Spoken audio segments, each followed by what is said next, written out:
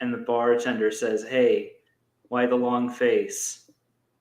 The horse says, "Oh, I get it. It's real fucking funny, isn't it? It's real funny, you know. I'm a horse and I have a long face.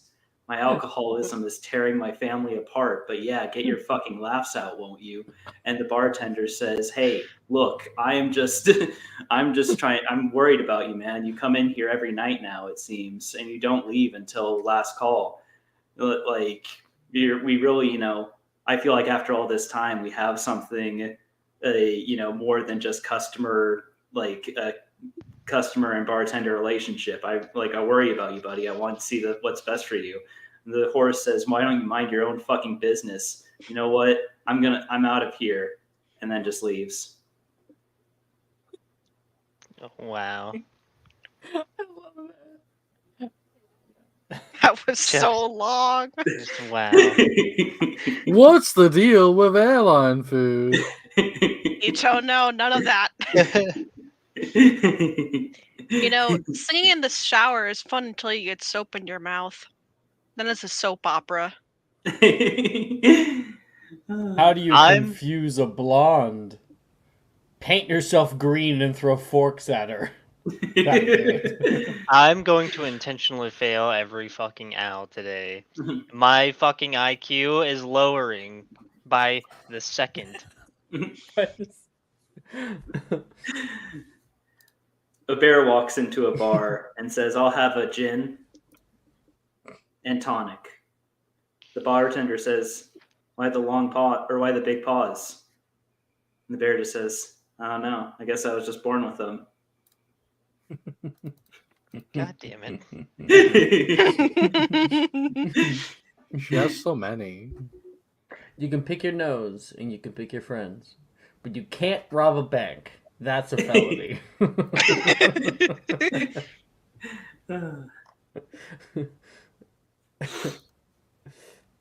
What do you call a medical student that graduated last in their class? What? Doctor. Oh yeah, that's that's a pretty famous one. Hey, what's the difference between a porcupine and a bunch of lawyers in a car? I'd rather get into a car with the porcupines. No, with the porcupine, the pricks are on the outside. Ha ha. God damn. We're just here to make Ted suffer today. Why are hamsters like cigarettes? Why? They're completely harmless until you put one in your mouth and light it on fire. Oh no, not the hamster. A tree. If a tree. This one's good. I'm gonna burn this place to the ground. Swear to God. If a tree falls in the forest and no one is around to hear it, then my illegal logging company is a success.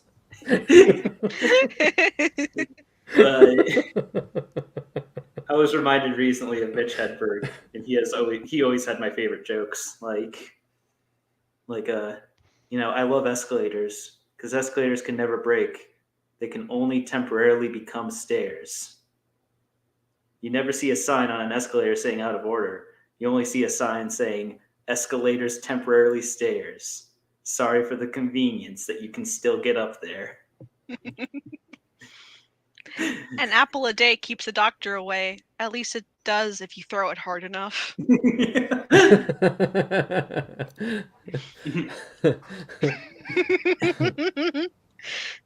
I went and ordered a club sandwich, and I don't know how I keep getting away with it. I'm not even a member.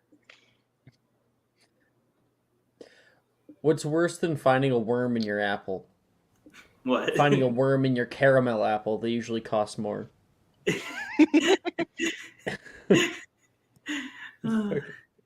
Okay. I think we're. Thank fucking God.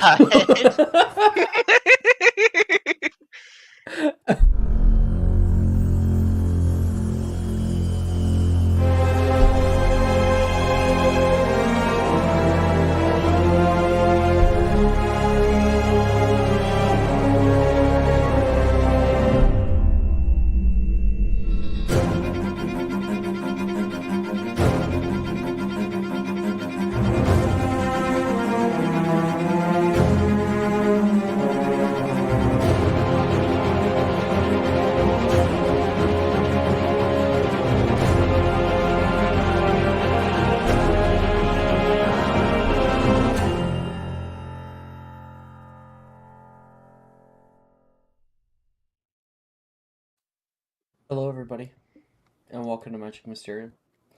Wait, Just who's sending you Lord guys of the music Mordor? now. I recommend the Ravenclaw one. What did you say? Who's Lord of Mordor? I believe that is Ash. Oh, hello. And he gave it to Ito, Ted, and Rachel or Annie because he has no more points. Ah. Hey, Ted. And then Jess did the other person, so everyone has advantage. Better fucking not, Annie. I Yippee! swear to God, don't do it. No, this is a Mitch Hedberg joke that I feel like is directed at you personally. Mitch Hedberg had this one joke where he said, "I used to do drugs. I still do, but I used to too." I'm just posting a joke in the discussion chat. You can watch during the break. I just realized that there was some house points that were given last night. 5 to Hufflepuff, so it's negative 15 house points, and 5 to Ravenclaw for 25. Oh, for Monday night. I'm like, wait a minute. It's last night. Last night. Surrounded by have Dad to- Jokes Tuesday. Duplicate these. There we go. Just getting a little Tuesday morning owls ready. Tuesday night already had theirs before.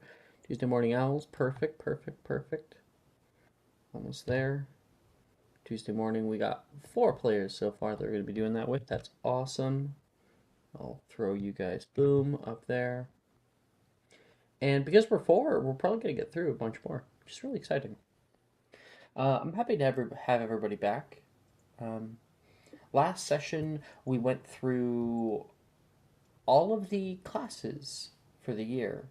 We had gotten done care of magical creatures and potions. We started ghoul studies, and some of you guys were able to get some specter bat friends. Super cool. They're cute little guys. And we ended off. To my knowledge, you guys have free periods, do you not? Yep. Some of Yes. you have some banked ones, I believe. Yeah. So you guys have your free periods that you can use to do whatever the fuck you want, and then you'll be gaining at the start of this 2 free periods that may only be used to study, research, or cast spells.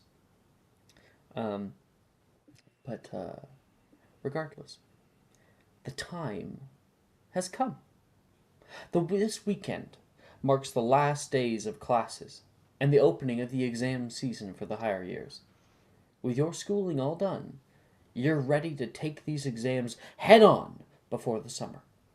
Your friends are all brimming with anxious energy. Everyone is coping with it differently. Some spend all their time in the study hall or libraries, trying desperately to pack as much knowledge into their heads as they can, while others choose to get their minds off it with little illegal pickup Quidditch games, illegal nature walks, or grabbing a butterbeer or two at the 3 broomsticks via the secret passageway that is now no longer so secret. As for all of you, you all know owls will come all the same. In the days leading up to your first exam, you have an opportunity to prepare. I throw the time over to you guys for free periods.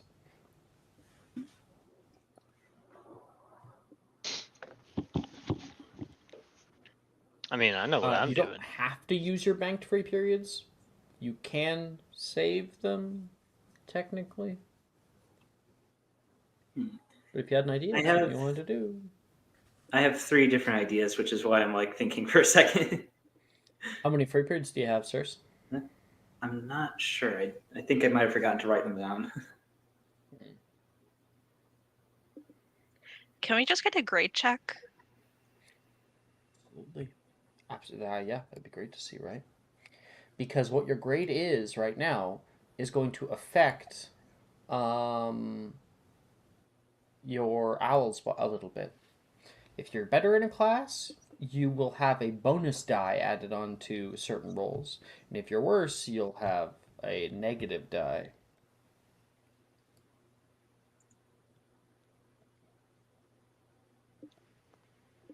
Ooh.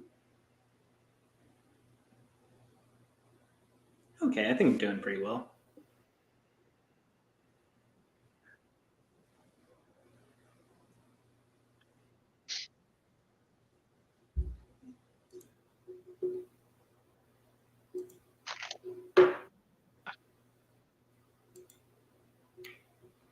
What the fuck? Why are my grades so high?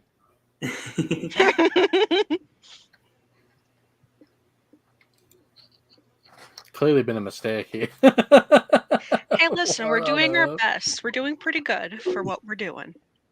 Listen, this is what keep in mind. This is very impressive. He's never studied like to increase a grade either, as we all know from. Also, I'm fairly certain Oliver is taking too many classes. There's no way. Actually, Probably. only 2 classes you're not taking? There has to be at least 3, I think. 3 or 4. Maybe I'm wrong. I might have got one mixed up, but I think none of those clash. No. I just think I've never seen someone take so many classes. I'm Maybe I'm that's just it. that based, Alex. I'm sorry. I can't help it. Obviously. You know, other people, they're massive underachievers. Me, I'm in there.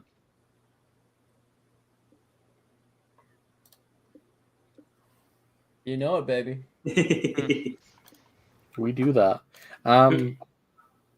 If no one else knows what they want to do with their free periods, I'm pretty sure I only have one free period.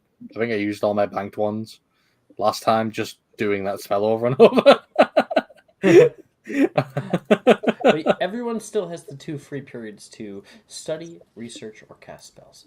Yeah, I will study. Okay. Which are you doing herbology? I am doing herbology and history of magic. Yeah. Cool. Then let's go ahead and get a history of magic check. And then for herbology, it'll be a herbology check. Okay. So this is history of magic here. Okay. It's a 9.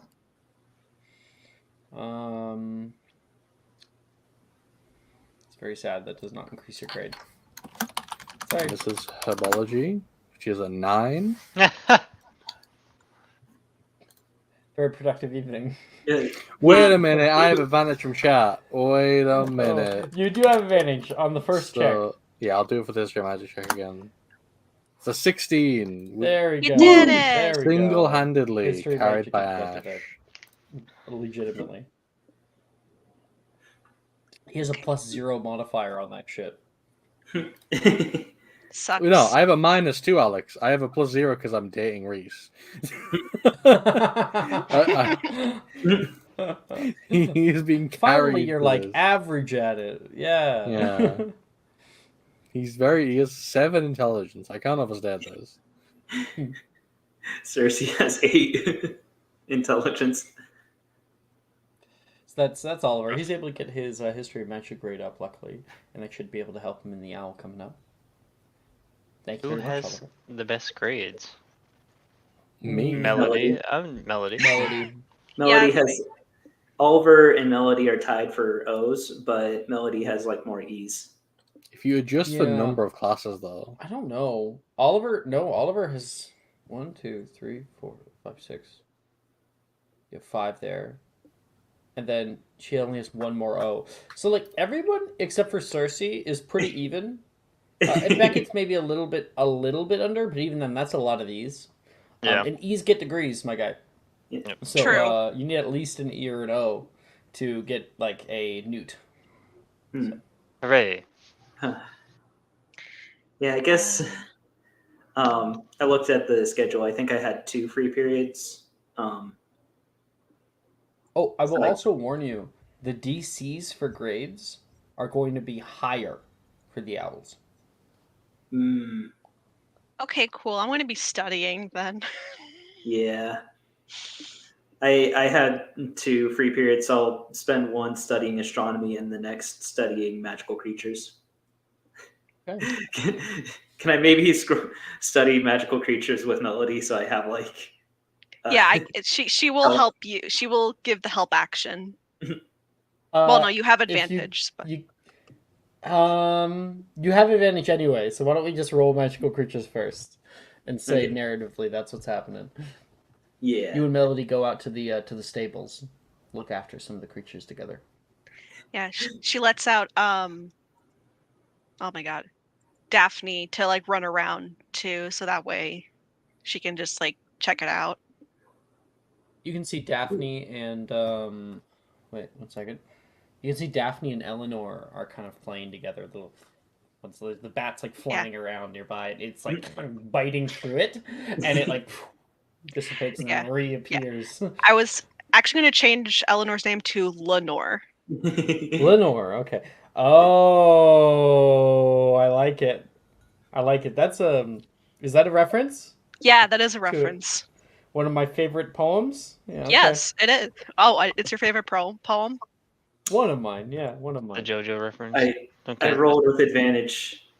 I got 5 and then a 6. My woman in Christ, would you like a D4? If I rolled the max, would that actually help? Like if I got a 10? What? I rolled What are you talking about? for studying magical creatures. I rolled a 5 and then a 6. Like if I got it up to 10, would that actually help? Yes. Okay, come on, Are you doing a dice. D4? Hey, Pat gave us 5 points to Hufflepuff. Yeah! 25% Thank chance. you, Pat. Hey, hell yeah! One, Thanks, four, Pat. 4. Oh, 3. As Could a Melody 9. give could Melody give the help action now? Or Yeah, no? you would have to use that free period to give the help action though. Is the Okay. problem? I don't think you want to do Oof. that. Sorry, Cersei, I gotta do this. Yeah. Pat, I didn't catch yours yesterday, but I saw them on my list here and I added them in just so you know. So just to give you Monday night. Now Hufflepuff is now no longer at -20; they're at -15 house points. Oh. But this game is they're now in the lead with 49 house points. So yeah. I'll study astronomy It's them for versus my other free period Slytherin. since I have like a P in or like a D in That would be a perception check. Ooh, perception. Or history of magic. I will allow either, actually. I think I'll go with perception. Oh wait. Yes, I'll go with perception because my perception is +0 and my history of magic is -1. I knew Pat would be happy about that. Damn. 7. Oh, Cersei, I'm sorry. I'm so sorry. Jeez. Glad that I. Wait, actually, wait. 7? No, what's funny is because of your current grade, 7 does put up your grade. Oh my Woo! god. Because you had a D. Like, the bar is on the floor. Yeah, I know stars and shit. You're like, that one's Saturn, I'm that one's Jupiter. Oh! Well, I was close. I knew it was a planet. Hey guys, I found the summer triangle. I'm only slightly below average. You start like talking about you actually learn astronomy through astrology, like you're like I'm gonna go to the library and learn about astronomy. You go there instead. You pick up a book about astrology, and you're like, yeah, Mercury in retrograde. That makes entirely sense. Yeah. Like Melody dying. Cersei's just like, yeah, I know that one's Mars because I'm an Aries. And it's kind of like, it's better. You know a little more. Thank you, Lord of Mordor, for wishing us good luck.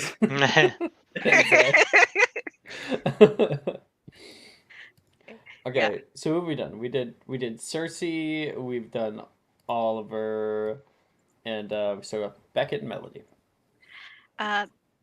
Melody is going to study.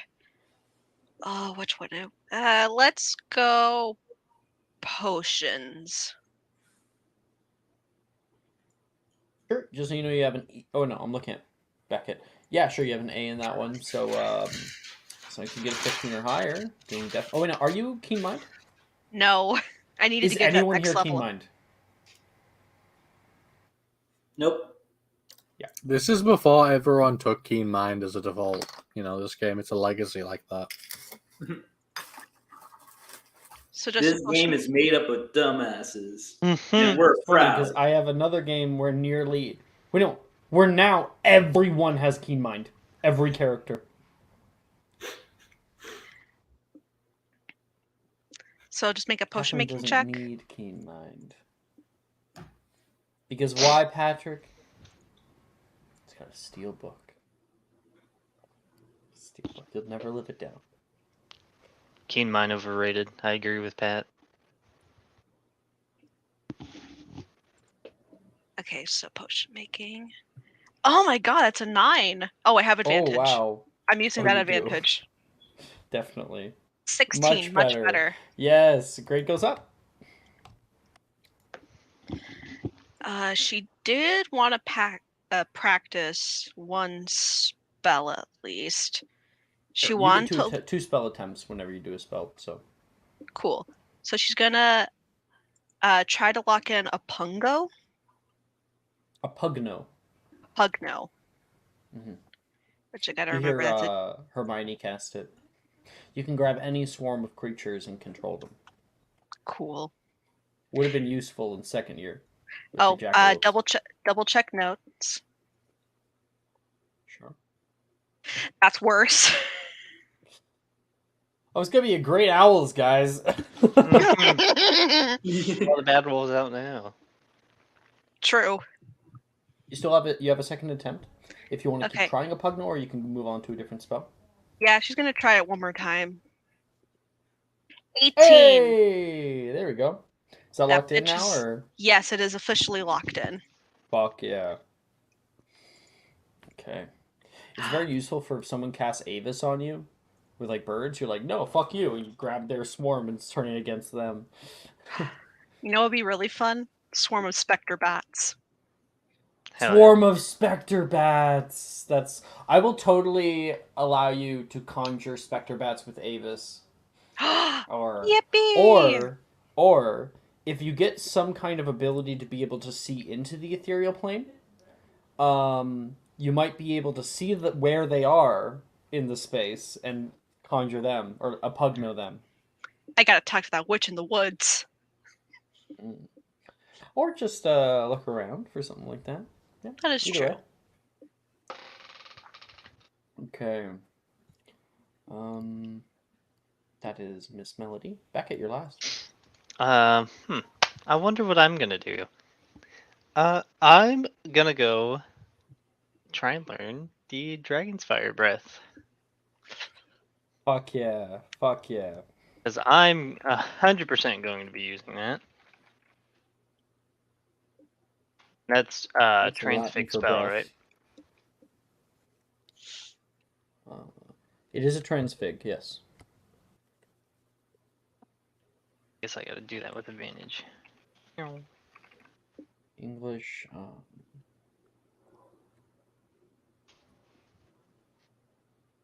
Jesus. Well, the first one's an 11. Which The incantation would be something like Ignea Spirit, like Ignea Spiritus. Something like that. we could go with like Draco Spiritus, just for Or Dragon Breath. Yeah, Draco Spiritus. That would be cool. Yeah. Oh, I gotta fucking pass it first. Next time I have a free period, Beckett, you gotta teach me Like the it's second dragon level, spell. right? Yeah. So I can attempt this twice? Yep. That's a 12. Isn't that's the level? That's the Yes. level of spell. Yes, So it yeah, is. you there's got one. it. You got it. So Beckett's out, in a kind of secluded part of the grounds, and casting out his little spell. He's like reading Braxby's Arcanum. Found this super cool spell. Want to try it out? You have to place the wand to your throat, and like down near the bottom of your throat, and you flick outward, and out of your mouth, you are going to send fire. You say, what is it? Draco Spiritus! And there is a big, huge plume of red flame in front of you.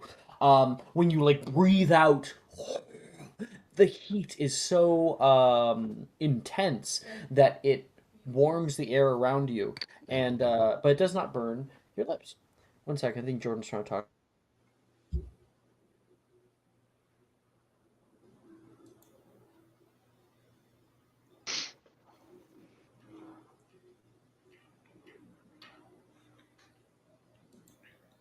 I got 10 feet of swimming speed for my Sunday character. Nice. It's Wait, great. why? So I veritoed a piece of wood into like a skateboard, and then that was to like I second leveled the Wingardium Leviosa it, and then like flew around on it, and then we were going into the lake. I made footholds on that skateboard, and then I had someone use like Aguamenti to push me out into the lake, and then I used Aguamenti going into the water to like propel myself. So now I have 10 feet of swimming speed while doing that. Hmm. Yes. I'm just imagining I'm it's back. just like you're on that flying skateboard over the lake, and you're like trying to use your foot to push yourself forward, and just off from the side you have people shouting at you, like it's like those types of boards can't work over the water. You need more power.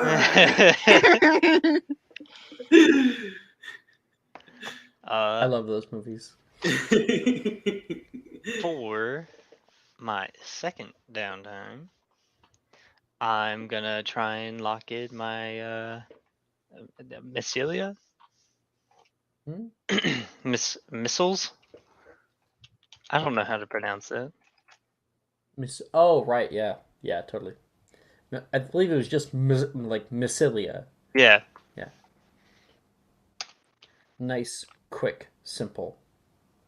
Got it. And it is locked in. Sweet. Now, How do you flavor it, Beckett? How does it look for you? should I Americanize it? Americanize it? Yeah, because it's missiles, and I'm from America, so like seeing movies and shit, like I don't know, Top Gun, just like seeing the like, yeah, they don't look like darts, they You look tell me. like mini missiles. You describe it to me. Yeah, they would just like look like mini missiles just coming out. They look they Like look like literal missiles. Yeah. Bro is firing tomahawk missiles from his wand. I was gonna say fireworks, but that works too. So the only thing we still have to talk about with that is the damage dice and the higher level casting, which I guess we can figure out later. Yeah, we can figure it out. It's all good. Even if need be, we could even figure it out on the fly. I don't think it would be much of a problem. No. I guess that would be it for me. Yeah. That is your spells. Okay. Did you use the advantage that was given to you in chat? I did on the Dragon's Fire Breath. Cool. Here's my question real quick, because we're past it now, I'm just gonna ask anyway. I have inspiration if I'm allowed to use that on my Dragon Fire Breath, the one I failed. Yeah. Wait, no, you succeed? I failed. on it, I failed one of them because I had advantage on the first one. I asked if I am able to try it twice, and you said yes. Yeah, because you have 2 spell attempts. I now realize that we did Mycelia, and you didn't have 3 attempts. You had 2. Yeah, Mycelia is the 15. Unless... Dragon's Fire Breath was a 12, and the 2d20 was the 11 for the first attempt on Dragon's Fire Breath. But then we did Mycelia. Yeah. For my second free period. Oh, okay. So we're starting that. Right. Yeah. Yes. Yes, you could. So you could use your inspiration on that one, and then I don't know. You had advantage from chat. I don't. Yeah. Yeah. Use your inspiration because then we're gonna get locked in if you get it. Is what you're saying. Yep. And it's locked. Cool. So Dragonfire is locked in, and then we have one success on Mycelia right now. Do you want to try it again, or do you want to do a different spell? Mycelia is locked in. That was my second Oh, okay. Different spell? success. Yeah. Different You have one spell. more spell. Ah! Because if you're using both your free periods, then you get 4 attempts. Many options. Let me There open is the website. practical and written portions of tests.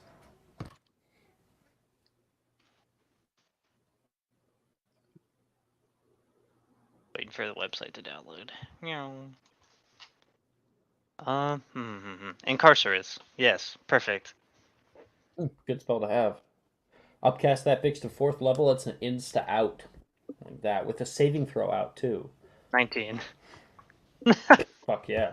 Fuck yeah. I know how I'm gonna do on my exams. Terrible. So with all of the studying all out of the way there, let me let you know. So grade modifiers. If you have an A, you gain an added D4 onto a certain check. I'll tell you if it's your choice of a check or if it's on a certain check. If you have an E, you get an added D6. If you have an O, you get an added D10. If you have a P, you get a negative D4. A D, negative D6. A T, a negative D10. So that's how it works. That way, your progression so far is going to impact your grade, as well as a little bit of personal creativity too. So some things like charms, herbology, whatnot, they have practical portions of them. Other ones are just written. Some things like the DADA one are only practical. It's a little all over the board. I have full faith in Cersei's ability to do the practical part of the exams. I look forward to getting an owl only in music. Pray for us. We're gonna need it. You guys awaken the next day, having difficulty sleeping before. You can hear the bong, bong. You can hear people freaking out in your common rooms, and you have to get up. That kind of like realization hits you. Charms. Charms is today. First thing, bright and early, exam room 2. All of you guys walk over walk over the viaduct bridge with many other people who are either like currently reading their textbooks. If you guys recall, like in high school, like if you guys did like the SATs, something like that, there's always some kids who were like currently studying right outside the exam room doors, and that's exactly what's happening. The Oxford corridor is filled to the brim right now, and after a moment, you can see Professor Flitwick is just outside, um, and a man walks up. Apologies for being late, Professor. Oh no, happy you're here. You've never seen this man before. He is completely bald. Has eyebrows though, nice and shiny, and wears a very nice 3-piece ministry approved suit, and he has a little name tag that says Visitor Owl Examiner. He unlocks the doors and gestures for everyone. You may enter. Flipwick says, "You'll be finding your own seat first. Do not flip over your test until we tell you to. And after this, we'll be meeting down by the viaduct bridge for your practical exam. Find the seat with your name on it." You enter into a huge exam room, and there is desks that are sparsely set, like desks that are apart by 10 or so feet each one in a huge grid. And the very, very back of the exam room, there is a ginormous clock that it currently sits right at the very, very top. Are you Just looking for the laundry bag. okay? And you guys all sit down, finding your seats. Janice is like putting her quill like perfect. Talking to herself. I'm rubbing off on her. Oh no. You look towards some of your friends, and either they're not looking at you because they're too hyper fixated, or maybe, I feel like Cersei and Oliver share a glance, Melody and Oliver. Reese gives you like a little thumbs up. Oliver's doing what I did when I took exams. He's downing a Red Bull right now. Cersei blows a kiss over to Darcy, just look. Mr. Owens, there's no food in the hall. I'll have you finish that. I'm finishing it right now. He's like downing it. Melody's Professor kind of Flitwick will walk over, waddling. I'll Melody's come kind of right just- back to you, Melody, in a second. Okay. Sorry. He will take the cup from you. He'll like testing if there's like a potion in there. Brain elixir in And there. he will make a potion making check. Is there a potion in there? He got a like a 20. No. It's Red Bull. So yeah, he will Evanesco and it disappears. Literally, I would back do up it to in the school to induce a manic episode in the hopes that would get me through my exams. It did work once. That is It- deeply troubling, Wait. Ito. Wait, It worked once. how long does an exceptional brain Ito, potion? you're laughing about that. I'm worried about high school, Ito. You should always Man. be worried about high school, Ito. Fuck. Ugh. High school is a Melody? very. How long does an Melody. exceptional brain potion last for? I think 4 hours. Hmm. She'll I'll last save you it for for now. like 2 tests. Anyway. Melody's just bouncing her leg and kind of just trying to focus as much as she can. Like also wandering out, just bouncing her leg quite a bit. And you can hear. You may now begin, and you can hear the clock. Chunk. It echoes through the room. People near the front of the room are kind of like, oh, because it's so loud, and you can hear the movement of papers and starting the scratching of quills. The little like people saying. You can hear little voices without people speaking, and the test goes on, and it is testing for your memorized wrist movements, spells, incantations, and whatnot. And every single minute, there's a ka-chunk, ka-chunk. And it's unsettling every fucking time. Probably makes it very hard for some people to do the test. You can see Janice's hair is in front of her face. She's focused. Dead focused. I would like everybody to make me a sleight of hand check, and you get a bonus die added on top, according to what your grade was. So in Charms, Beckett, you will get a D4. Melody, you will get a D6.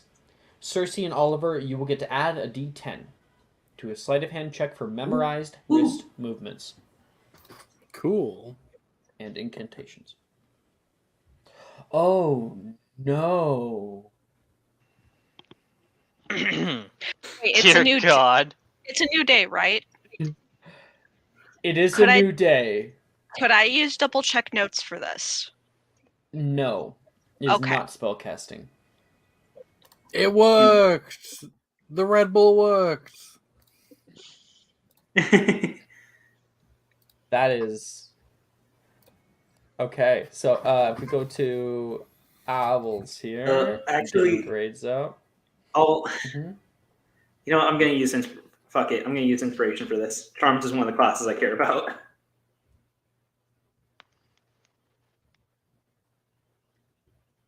Light, you're giving Come on, advantage Cersei. to Melody. Melody is Aw. not the one who needs it. I guess I could do it. I can't believe Light thinks that Beckett is a lost cause. That's so Come fucked up. on. Come on. Ooh. So Unreal. with the I used advantage my is a dirty inspiration. 20.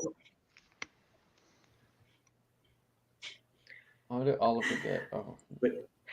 With my first roll, I rolled a 15, and then I used inspiration and got a 16. Why is this happening today? So with the advantage from Oh, Cersei, you wouldn't have been able to re-roll the D10. With advantage, you just re-roll the D20. So it would have been even lower, actually. So Melody just a got 15. higher. so 14 plus so that would 15. So that would have been 15 then. So I think when it comes to Beckett, the amount of stress and the amount of uncomfortable space that the written exams are in really goes to show how this institution, especially the ministry in their standardized testing, fails children because Beckett, you flip over the test and it feels like your brain just dumps all the information on the floor. You That is you true. can't recall shit. I don't remember any of this. Fuck. I don't remember any of this. There's a good GIF I'm thinking of. Oh, it's the Gandalf. I do not recall this. Gandalf. Wait, what the fuck? Oh, yeah, sorry. I just looked up Gandalf for gifts and this came up. Oh, did you Oh come my across God. Gandalf What the fuck? I have no memory of this place. Oh no! I would hate if that happened to me. There. This is the one I'm thinking of. Yep. Alex, I come back. What the fuck? Huh. I was Don't think looking about at it for too hard. Gandalf gifts, and I saw that, and I will never go back. I can never unsee that. I hate it here.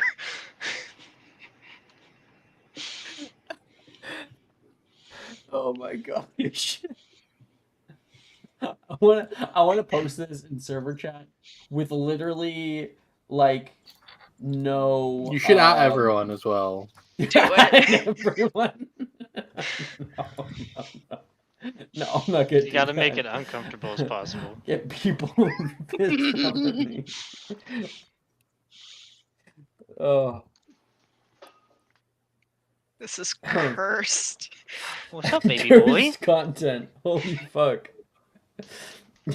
Light, you are a sick man. Oh, thank you, Similian Sky. You need Jesus.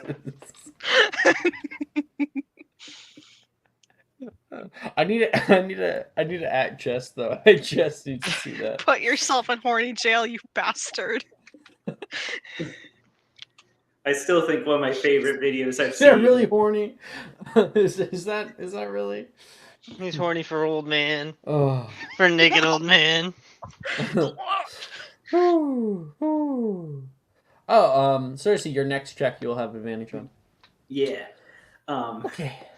So that's the charms test. You guys all work hard. Oliver is one of the first ones to get it done. You just don't listen to the clock and just do your stuff. You know these. Melody, you feel okay. There's a few that get stumped up on. Cersei, it's a hard test. It's a hard test to really. It's not really the way that you normally think of things and the way that you do it. And for Beckett, We've talked Panic. about that. Panic. Complete panic. Beckett ends up probably staying there past when everyone else is done and has left, and the time, ding, ding, ding, the terrible noise of the clock finishing, and Professor Flitwick comes by. I'm sorry, Mr. Grass, and he will take your test. And it's kind of a very probably depressing feeling that Beckett feels. Standardized testing's terrible. I'm sorry. Yep. Just Yep. gonna reiterate that. Okay. Next is the practical portion, which people might have better time on. So, for everyone else, after this is all done, you guys have like a little 15-minute break, and then you are informed, as you were before, to meet Professor Flitwick and the Owl Examiner down by the viaduct bridge. Going down there, Professor Flitwick has gathered up everybody together. All right. We're going to be opening up a special area for everybody that we use specifically for owls. Now, it is important that you stay near the wall. I do not want anyone falling off the side of the cliff. It's no fun. There's plenty of paperwork I'll have to do for it. Come on. And he will tap with his wand the side of the railing, and you will see the railing will open and stairs open up, leading down toward the side of the cliff face, kind of in that crevice in between the north and south campuses. And he leads you along a little path where you can see the wet rock on your left, little bits of water that are running down it, and you come upon, you can hear it first, the waterfall. This waterfall is kind of up on a little rise, like a waterfall that comes down, then another one, and you're right on the middle of the two. And Professor Flitwick introduces you to the test. 70 feet up the waterfall, there is a stone that juts out the very middle of it. On top of that, there is a bell that must be rung. Now, you may only ring it by using charms-based spells. Ranged attacks will not count. Only melee, only physical touch. You have at your disposal the waterfall itself and anything else in the vicinity. There is a pool of water with that the waterfall empties into before it is pouring back down the side of the cliff. There is and there's kind of river rocks in the basin. There is a large boulder on the left-hand side. There's a stack of old empty crates on the right-hand side, seemingly with some rope and some old burlap sacks filled with sand. And we'll be grading today, and points will be added based on creative eloquence of the solution and the skill shown to complete it. So I recommend showing off a bit. Get creative. I personally will be up on my broom and watching. And he's going to conjure a broom in the space, a tiny one, little goblin-sized one, and he'll hop on, and it will lead him up. Just saw the gif. So the goal is to ring the bell using. Indeed. Yeah. I have a very silly idea. Well, that's great because we're going to be able to do that kind of stuff. There is moss and little flowers sticking up out of the dark black rock, and Professor Flitwick will go on to his thing and will say, first up is, and Cersei, if you had an idea, I could call your name first. Sure. Cersei Travers. Okay. Cersei's gonna pull out a little bag to cast Capacious Extremis on it. I think Jordan's stuck outside or something, because I just got Alex, open the door, please. So I'll be right back.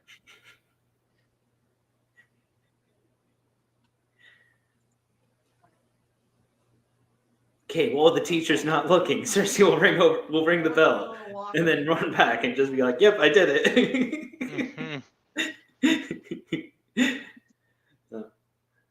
No. 70 feet up. Anyway. So, my idea, so here's my idea. What I'm gonna pitch to you: getting a bag, casting Capacious Extremis on it, and then putting that bag in the water until it's filled up, and then turning the bag inside out, aimed at the bell.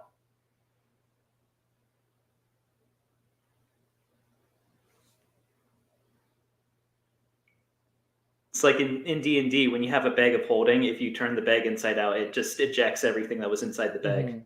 Of course, it will shoot out with the amount of water pressure that a small like crate. So if you filled like a large crate with water, and then you like, and then you suddenly like pushed on it all to make it come flying up, I don't think it would go 70 feet tall. It was a cool idea, a really cool idea, and something that might be able to help you get closer to your goal, or something that you might just need to add a little more oomph into Ooh, okay. to get that water pressure higher. Okay. Let me think. You can put it, you hold the bag, and then like get the bag, have like a little opening, put the bag between your knees, and then just like squeeze with your legs and like shoot the water out. I could cast Deprimo. The Primo. The Oh, on the bag. Yeah. the crushing charm. That's a charm, right? Is it Yeah. a charm or is it a It's jinx? it's the crushing charm. Okay.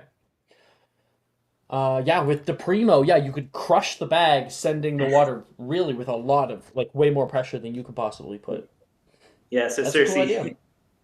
Yes, that's what Cersei will do. She'll just have this little bag, cast Capacious Extremis on it, and then just put it by the waterfall and just stand there for a minute until it starts to overflow. Okay. So, do you have Capacious Extremis locked in? Yes. Okay. So you grab one of the sandbags and just like take all the sand out, open it up, and you're going to sit it down. You're going to start drawing with Flagrate a circle. It takes you 10 minutes to cast Capacious Extremis. And Professor Flitwick, I think, is like looking down at you. He has like a little clipboard up on his broom, and he's like sitting back on it. I'll mark a few things off. There is a kind of flash, and the bag takes to it. It drops down. You can catch it, put it underneath the water, and you can see all the water just going down into this thing until it stops and a few bubbles come up. You pick up the bag, and like it weighs as much as the bag would weigh if it's filled with water, not the crate. So it is still pretty heavy. You can like kind of tie it off a little bit with the rope to make sure that the entranceway will like stay at like a certain amount. You hold it there at like a right angle, and what check do you think would be adequate to aim it toward the bell, so it's not just water flying anywhere? To aim it, maybe like maybe like athletics, because like you're trying to basically like hold on to like a fire hose. Okay. So are you in front of the bag, like holding it like this, and then like Yeah, the Primo behind you? Yeah, like very much just under one arm, cast a Primo, and Okay. hold on to it as just it causes it to burst out. Let me quickly check the Primo. I think it's a single target spell. Yes, it's on a target, so you will not be affected, which is nice. Like the amount of force, to put this in perspective, if the target is a flat surface, this will either create a crater or collapse the surface. And it deals 5d8 bludgeoning damage to people normally. You hold on to this bag. You have the Primo locked in? Let me check. I have to attempt it. Because I don't have it locked Alright. in. Let's do it. Okay, let's see. And if you wish, on this attempt, you may add your bonus die to the check. What the fuck? What's your grades? Cersei charms. You have a D10. Okay, plus 1d10. 30-20. Nice. The primo. You cast backwards, and the bag suddenly flattens. Water shoots out with an impressive amount of force. It it shoots out for quite a moment. You're kind of like trying to make sure that you can get it onto the thing. Do we make the athletics check? Not yet. Do it. 1d20 plus 7. 22. It's like holding onto a fire hose, you know? With a 22, you come on. You send the water, and you can just hear the water hit the bell, and ding, ding, ding, ding, ding, ding, ding, ding, ding, ding. And there's a bunch of people who clap for you. So I say, Darcy is especially like surprised by your solution. Professor Flipwick says, "Now that's what I'm talking about: creative eloquence and efficiency and skill. Very good, Miss Cersei." I knew fashion was going to get me through these tests. And that is Cersei. Either somebody will volunteer themselves in the next 5 seconds, or I will be rolling a d3. I'll go next. He's It's just fine. about to roll it. Okay. After that, he says, "Up next, Mr. Beckett Glass." And the area is reset. Dear God. Ah. So we don't have. We just gotta ring it, right? You have to ring the bell via physical. So it worked for Cersei because it was not a ranged attack. It was a physical thing that was hitting it. Okay. And does the bell look like it's like really heavy? Does it? It's a little brass bell about this big. Ding ding ding ding ding. Okay. It's like there's like a wooden pole that sticks up out of a. So let me quickly describe it a little bit more for you again. Big 70-foot tall waterfall in front of you, basin of water underneath. In the middle of the waterfall, up at the top, there is a stone that kind of juts out from the waterfall, and on top of that is a wooden pole with like a little thing that hangs out over top of it, and the bell hangs out right here. Brass bell about this big. Okay. And would you say it's easily removable?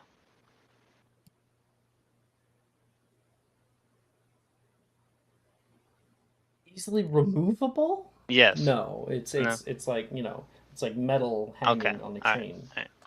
Yeah. Well, I guess the only thing to do is And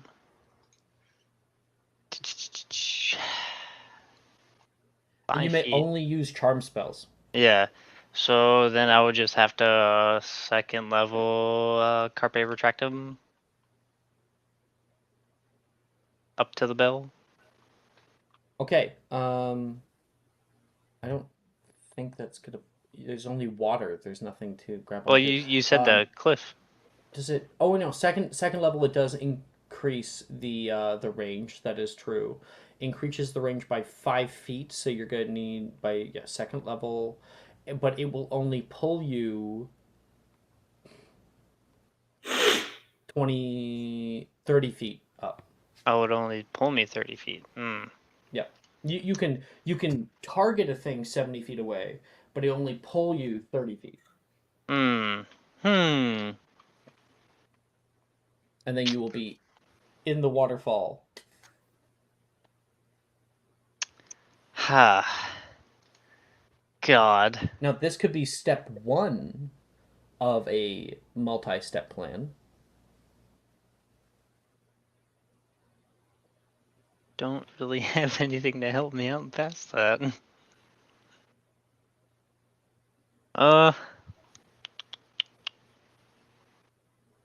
I have to remain impartial and leave the I can help you with what's around you, but I have to remain impartial for Yeah. ideas of what to do.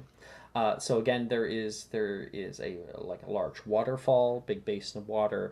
There is crates nearby, some rope, bags filled with sand, and a large boulder, as well as the cliffside to the sides of the waterfall itself that have like moss. It's very wet, and little flowers that are growing up out of it. Hmm. And the river rocks in the basin of water. Gotcha. All right. How heavy would you say these boxes are, or crates? Probably like something like 40 pounds or so. 40 pounds. They look really old. Mm-hmm.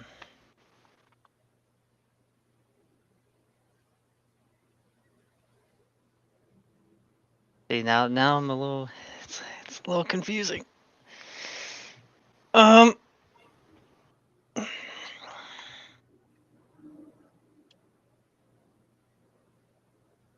I recommend just looking through your list of spells Yeah. and think and like, how could I use this? Could I use this? Could I use this?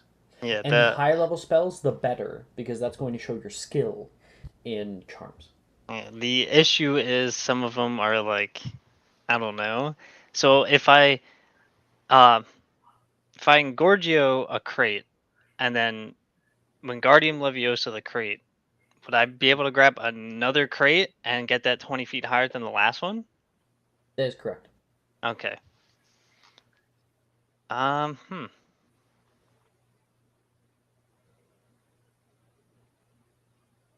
Yeah, I guess we'll do that. Just use 2 crates and just like jump up between them.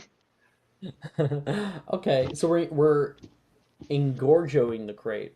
Yeah. Okay, so you walk over toward one of the crates on the side here, thinking about the different things that you can do. Beckett pacing back and forth. Janice is on the side, like, she's like really rooting for you. Beckett, an idea comes to you.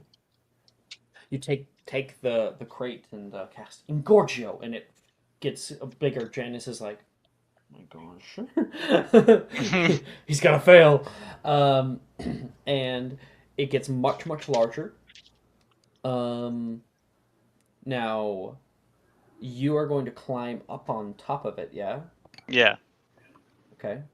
Um, there's another 2 other crates that are down there, and you're going to cast out Wingardium Leviosa underneath of it. Probably you would need to cast it upcast, so it's 150 pounds Right. at least. So Wingardium Leviosa, and it will rise up higher. If you want, make a spellcasting ability check. Because the problem is 150 pounds, like, you're probably over 100 pounds already, right?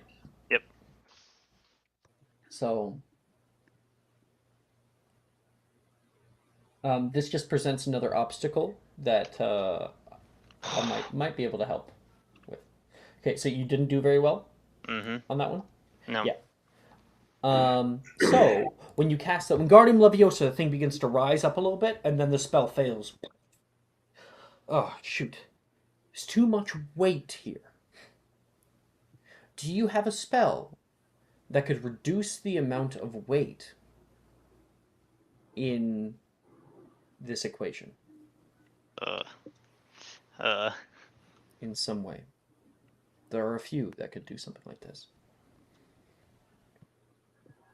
But wouldn't that make it smaller?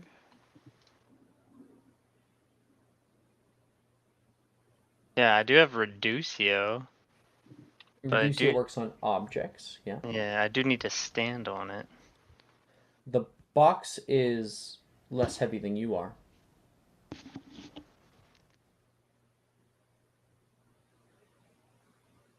Yeah, it's less. I guess we'll do a Reducio instead. Okay.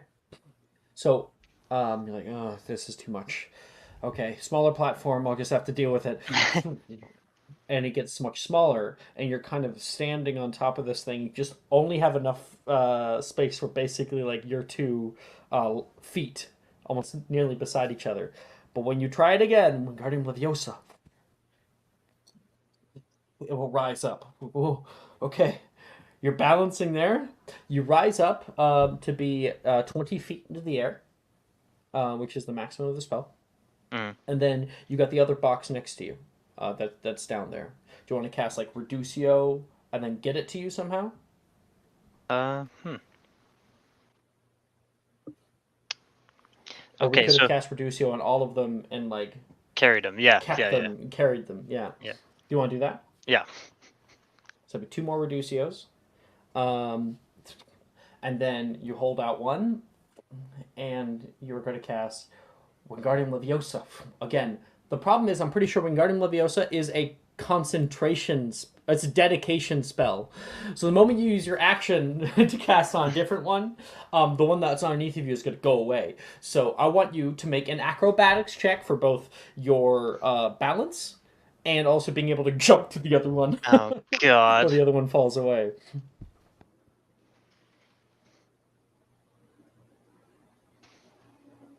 14. 14. Yep. Okay. 14 is definitely enough. And you're like holding onto this thing. You can see the little box and shatter on the rocks below. Okay. And you're trying to like hold yourself up there. You've still got another one. You lift yourself 20 feet higher, now 40 feet up. And then you hold this like little box out. You stand up or try to stand up as much as you can, making sure that you don't lose your balance. Hold your box out. And Oh wait, I'm 40 feet up, right? uh-huh. And you said that'll pull me what? How many feet? 30 feet. The Carpe Retractum pull me 30 Yeah. feet. I'll do that instead of keep on doing this. Love it. This is scary So, as shit. let's add a little bit of flavor. So you do the Wingardium Leviosa on the last one, but you just kind of like yes, leap, grab on. You can you grab onto the box. You're starting to slip, and it kind of rises you a little bit higher, and just you can see the box beginning to twirl instead, like you're about to like lose your grip, and you mid-air cast Carpe Retractum. That box falls down, and a band of light will shoot to the point within range and pull you up to the top. Janice is still like couldn't look. Jason's doing it. Danger. She looks up and she can see you flying through the air, and then the spell just kind of like ends just a moment before you're there. You grab onto the sides and you kind of slip down because the rock is wet. Mm. Holding on. I want you to make a dexterity or strength saving throw. I can't just capto my hand. Hey, yeah, fuck yeah. You want a capto? Yeah, I want to You want capto a my capto? hand. Yeah, Capto! You have capto locked in? I do. Yes. Okay. And you are able to grab on Professor Flitwick. Marks that. And you are able to stand up. You grab that like little piece of rope that's hanging from the bell and like ding ding ding ding ding ding ding ding. Woo! Had to add Yes! some risk and suspense. That's what these are about, baby. Yee. Wait, does Beckett say the line? I'm fucking magic, baby. Yeah! Ah, You can hear, Tusken yeah, Raider. you are! From Janice. She's hyping you up right now. She's super proud of you. Oh. That's a good girlfriend right there. Mm-hmm. I applaud you, Ted. Inspiration, Ted, because Hooray. you know you had a little bit of struggle trying to figure it out, but like you powered through that. I'm so happy with you. That was great. That was great. Okay, that is Mr. Beckett. That is so wild, Beckett. I gave you an O. Hell yeah. Um, After I you failed the showed written. you showed plenty of skill in that moment, and creativity. So you had a T in your practical exam, like your written exam. So that's kind of funny. T and an O. Mhm. Good Melody times. and Oliver. Is someone volunteering? 5, I'm 4, gonna. 3. I'll do it. Thank God. Miss. All right. Coming up next will be Melody Brimshire. Thank you very much, Mr. Beckett. Thank you. Melody, we're ready for you. And he will like reparo and like finite all the things and kind of reset the scene for her. Okay.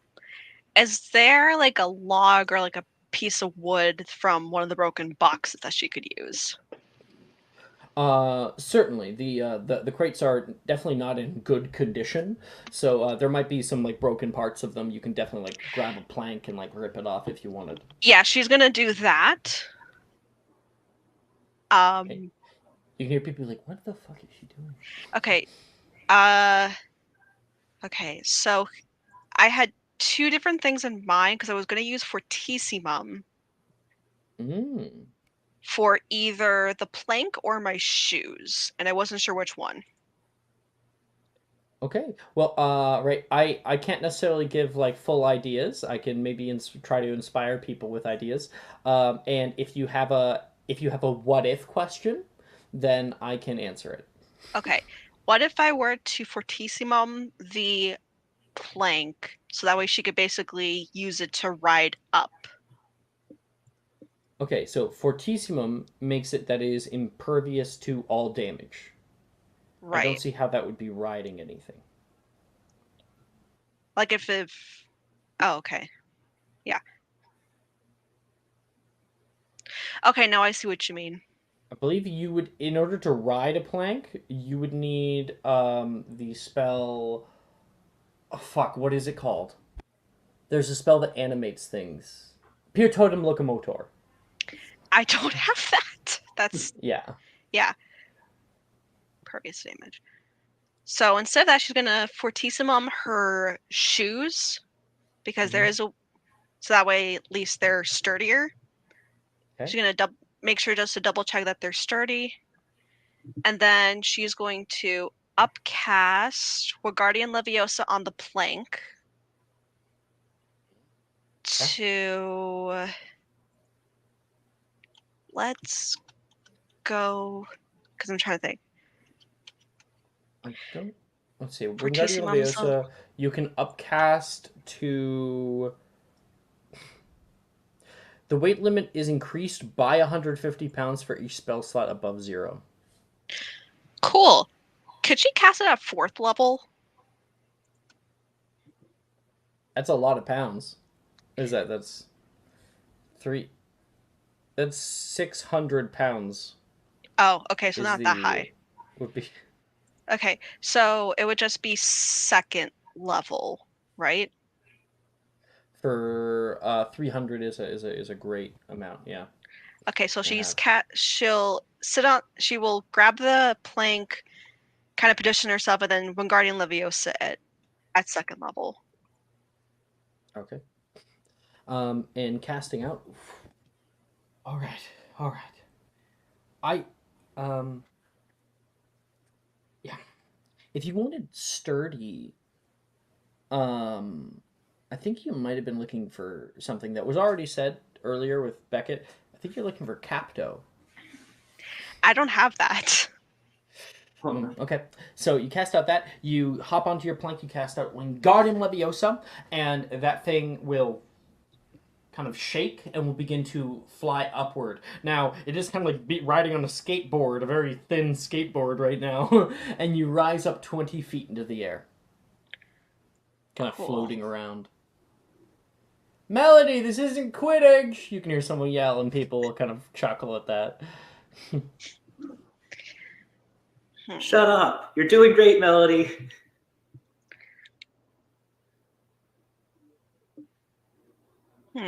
Okay. Would you be able to cast it at second level again to bring it higher? Or is it stuck at 20 feet? It can only be 20 feet higher than where it was cast from. Just like we had with Beckett, Beckett had multiple things, and he had to like jump from one to the other and rise it up. Oh, Because it is only a Yes. cantrip. right. So now the bell is 50 feet away. Cool. Would you like me to recount all the things that are around you? If you could, please. Sure. So we have the 70-foot tall waterfall, just water pouring down. On either side, we have the dark igneous rock with like little mosses and flowers growing up out of that.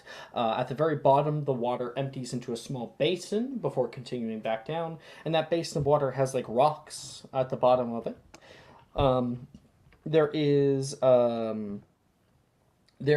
crates nearby, sacks of old sand, and some old rope as well that's coiled up. Oh, and there's a big boulder on the left-hand side.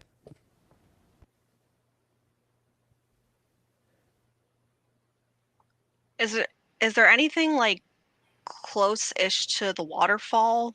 Because I know she's 20 feet up right now. Close-ish to the waterfall. So the water, it's Like on the cliff. it's Because I know you said like basically the. on the cliff. There is the black igneous rock, moss, flowers, and then the Okay. water itself. So with the black igneous rock. Okay, I'm just trying to figure out. Could possibly Carpe Retractum twin cast it. One on the plank, and then one on the igneous rock. To like connect the two kind of thing. Very interesting. Yes. So the plank would come with you. Yeah, it's coming with me. Cool. And the Wingardium Leviosa will end on it. Yeah, that's Okay. I'm fully aware of that, so that's fine. Why don't we, just for tension's sake, target the end goal, that like piece of stone that's jutting out from the top of the waterfall. Yeah, let's go for it. Cool. Plus, if you fall, there's big water that you can sploosh into. So, you're like standing there, looking up 20 feet high, kind of mid range, and you're trying to figure out what do I do? What do I do? You look down, and what you do is you do this. You jump off of it, cast out, carpet retractum, and then with your hand, reach out to the other side, and you will see a bright purple band of light shoot out of your wand and kind of attach onto the rock. And then from behind you, as your plank is starting to fall, a kind of Spider-Man-y will come out of your palm toward it and will grasp onto it. You will get pulled toward the fucking the cliffside up there, getting closer and closer and closer. You get 20 feet up, I believe. So that becomes it is now 30 feet away, and your plank is coming with you. And a cool thing about this is that it connects everybody for 6 seconds. So like even Okay. after you kind of like lose the momentum, oh, you're hanging there, and your plank is like right underneath of you here. And she's gonna upcast Wingardium Leviosa again on the plank at second level. Yeah, and it's every 6 seconds, right? So, the purple band snaps, you fall down, mid-air casting Guardian Leviosa, grab on, and it lifts you higher until you are 10 feet away. That's what I was it's hoping so for. close. Okay, so the bell is attached to like a thing, right? There Or is a is- wooden like pole with another wooden pole on top of it, so it's like an L upside down L shape. Cool. and then the bell's hanging from it. Yeah. So because it's the 10 feet, that actually would work. Okay. She's gonna carpe retractum again on it and just launch herself Okay. at the bell. So. Or All right. or she's All right. gonna that and then just kind of plant her feet on the rock to try to get up. Okay, so you cast out Carpe Retractum for one last time, and immediately you can feel what you're currently standing on give way, just fall down. You kind of fall as well, and kind of swing, but while you're swinging, you're also moving up. So until you are kind of on the side of the rock, you're holding on to it, and your wand is attached right there. I want you to make one final either strength. Actually, it wouldn't be a save because we're not jumping necessarily. No, it wouldn't be a save. Dexterity or strength save is your choice. Okay. What is the better of the saves? And Nolan is giving you a D4 because you can hear a lot of people like, Melanie, come on, Melanie, Melanie! You know, everyone's yelling at you right now. Okay. So Dex save because it's the higher of the two. Yeah. 14's not bad. Did you get a 40? Oh, I'm on the wrong fucking channel. There we go. Yeah, with a 14, you put your hand up, just trying to grab the rope. You can see it like hanging nearby.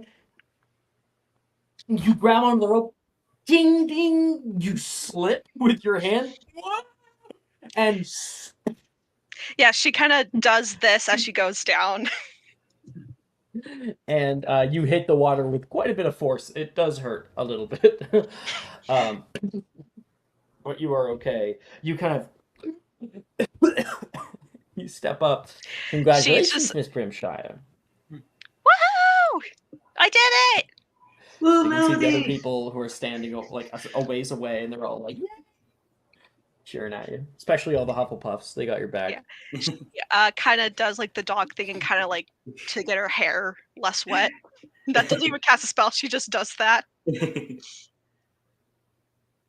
Okay, and then we'll go through a few other people, and up next is Mr.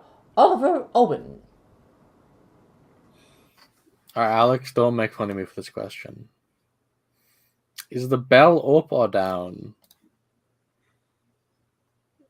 Up. Okay.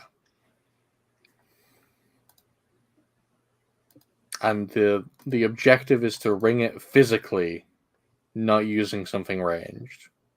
That's correct. Not using magic ranged.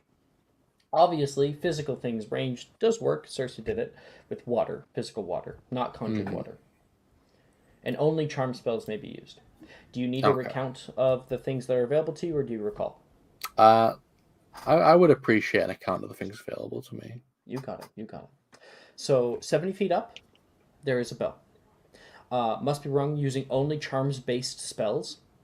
Ranged attacks will not count, only melee. You have at your disposal the waterfall, a pool of water with river rocks, a large boulder, a stack of old empty crates, rope, and some burlap sacks filled with sand.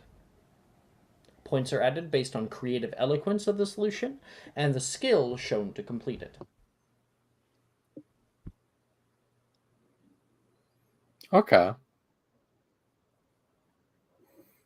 Interesting.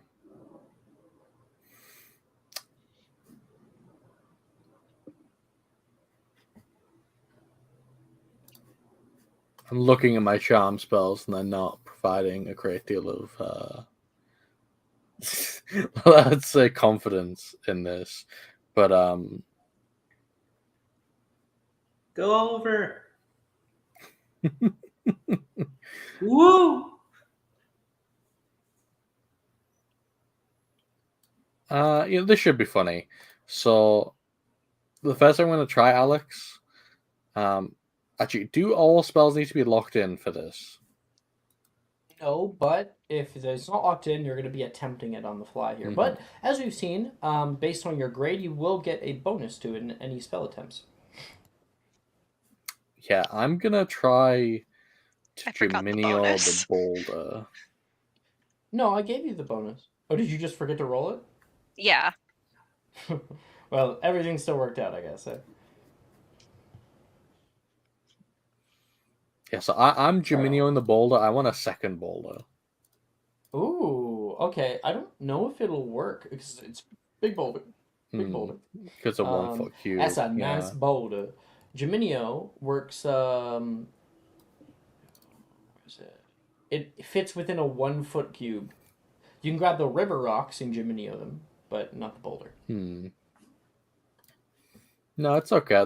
You know, I'm gonna get stupid with this, as I want to do. That's the best way to do it. So I'm gonna wrap the boulder in rope. You can do that. I'm gonna then get a second piece of rope if there are 2 pieces of rope. There is 50 feet of rope. Okay, there's 50 feet. You can definitely do some shiabari with the boulder. Yeah. So I'm gonna tie the rope around the boulder. I am then going to Too bad, because I have a kick-ass idea to pair with this. Yeah, I wish you knew how bad my fucking charm spell list is. It's so fucked up.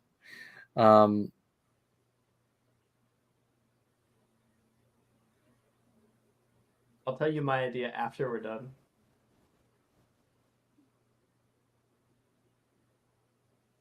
I respect that. So I can't use Carpe Retractum, right? That's because it's ranged. Not to ring the bell. But I can use Carpe Retractum. Yes. Otherwise. Correct. So, I mean, I know there's a whole thing with Carpe Retractum. You can't use it to swing, right? You can't Tarzan yourself. Okay, yeah, you can. You can swing, yeah. So, what I'm thinking of doing here, Alex, is I'm not going to Carpe Retractum the bell, but I'm going to Carpe Retractum like the platform of the bell, and then I'm going to try and swing myself, holding the rope attached to the boulder, and swing the boulder into the bell. Okay. So, this is a really cool idea. But it's going to be very difficult. Thing that's going to stop you is that Carpe Retractum is not strong enough to pull a boulder like that. What's going to happen is you are going to become the middle anchor between yourself and the rope. Because you're going to hold the rope, you're going to Carpe Retractum, and you're going to go pulling up, and you're going to go yoink. It's going to go taut. Because the boulder's so heavy. If you have a way to reduce I have reduced the size of the boulder, I'll or make like the boulder not the size necessarily, smaller. but the weight of the boulder.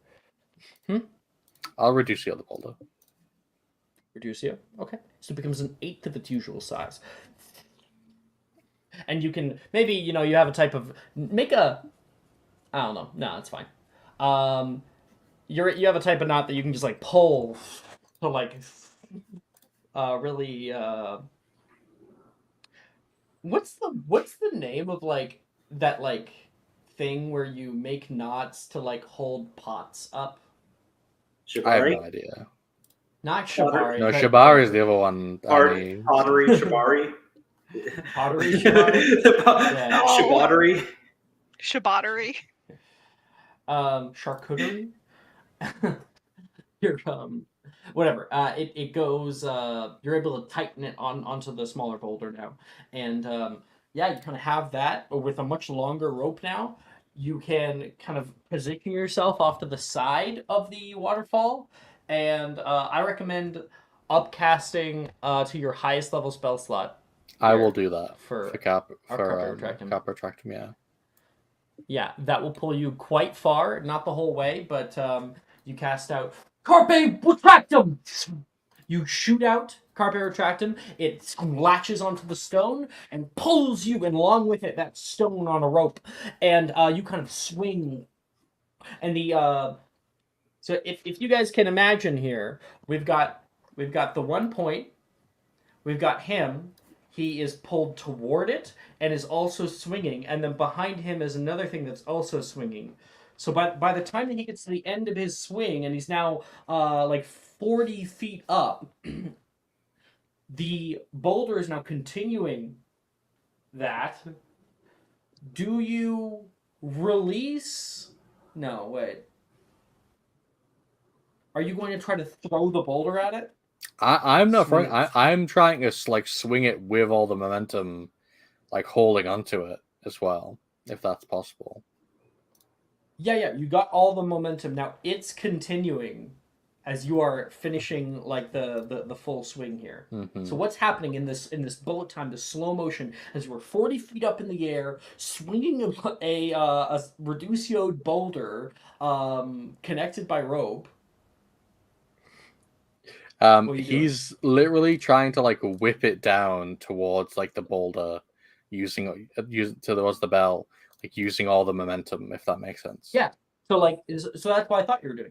You're using the rope to like whip the boulder back toward the bell. Yeah. Mm-hmm. Okay. So, make me an acrobatics check. This is fully acrobatics. It's a good thing I'm good at this.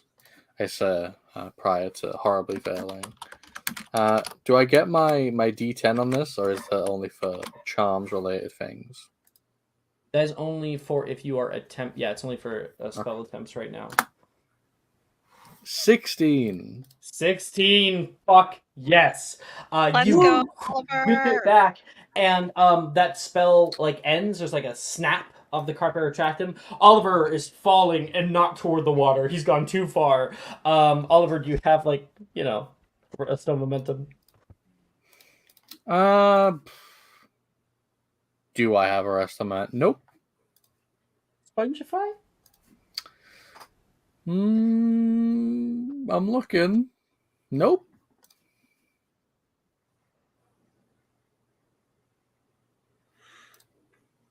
Moliere? Don't worry. Moliere is not going to stop falling damage. Spongify? Arresto Oh, momentum? I do not have either of those. Oh, Oliver Lord. is Durmstrang coded. He never That learned how is to climb. that is 13 points of falling damage as you fall down. Did not think this through.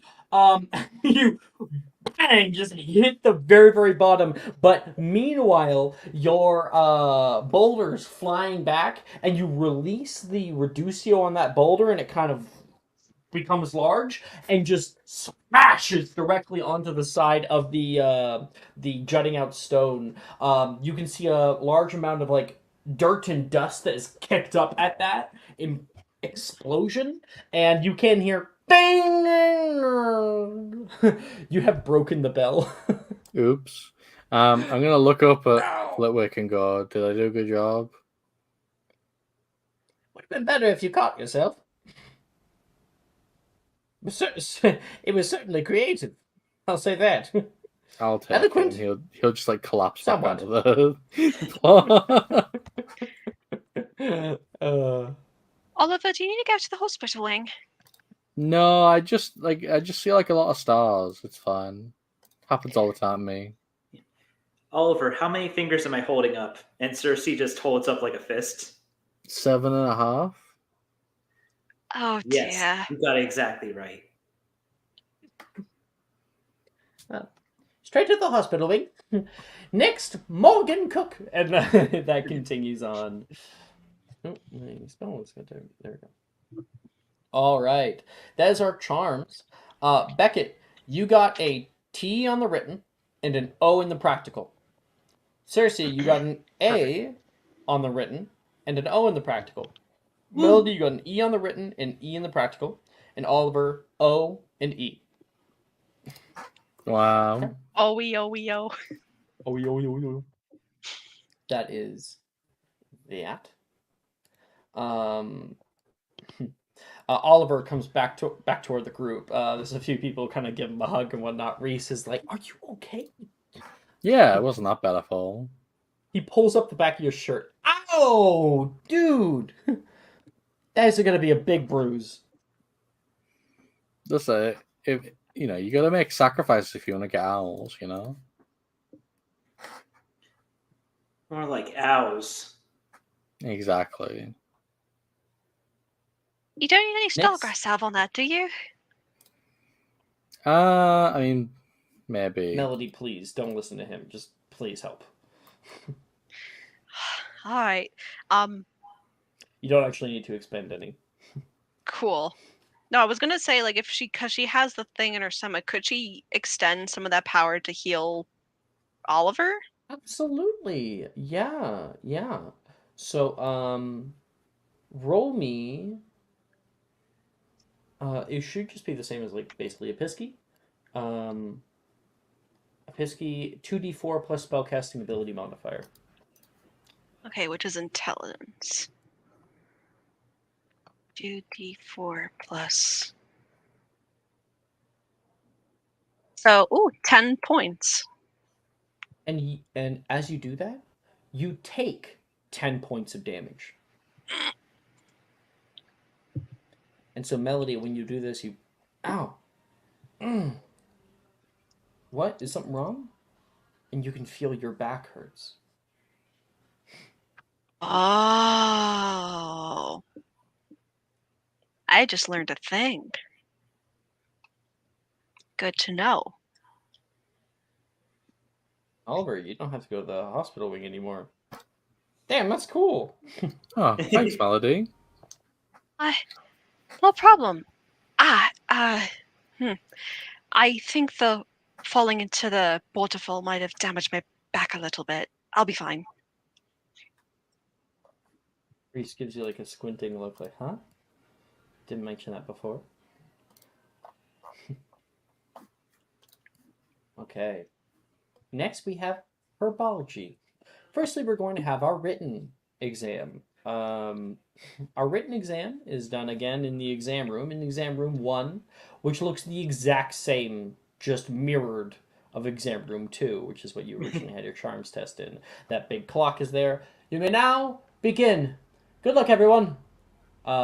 Professor Neville is here to cheer you on. And I'm going to get a herbology check from everybody for your written. This does get impacted by your bonus die. So, let's see. What do people have?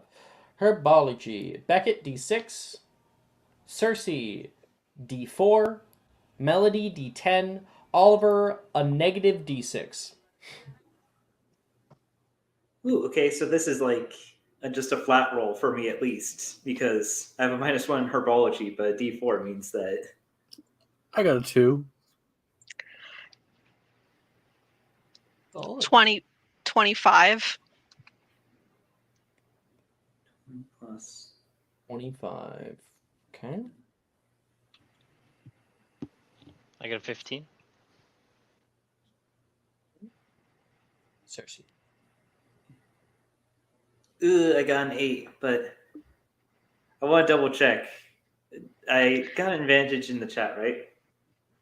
Did I use that right? By Similian, yes. Yeah. Yes, and give you.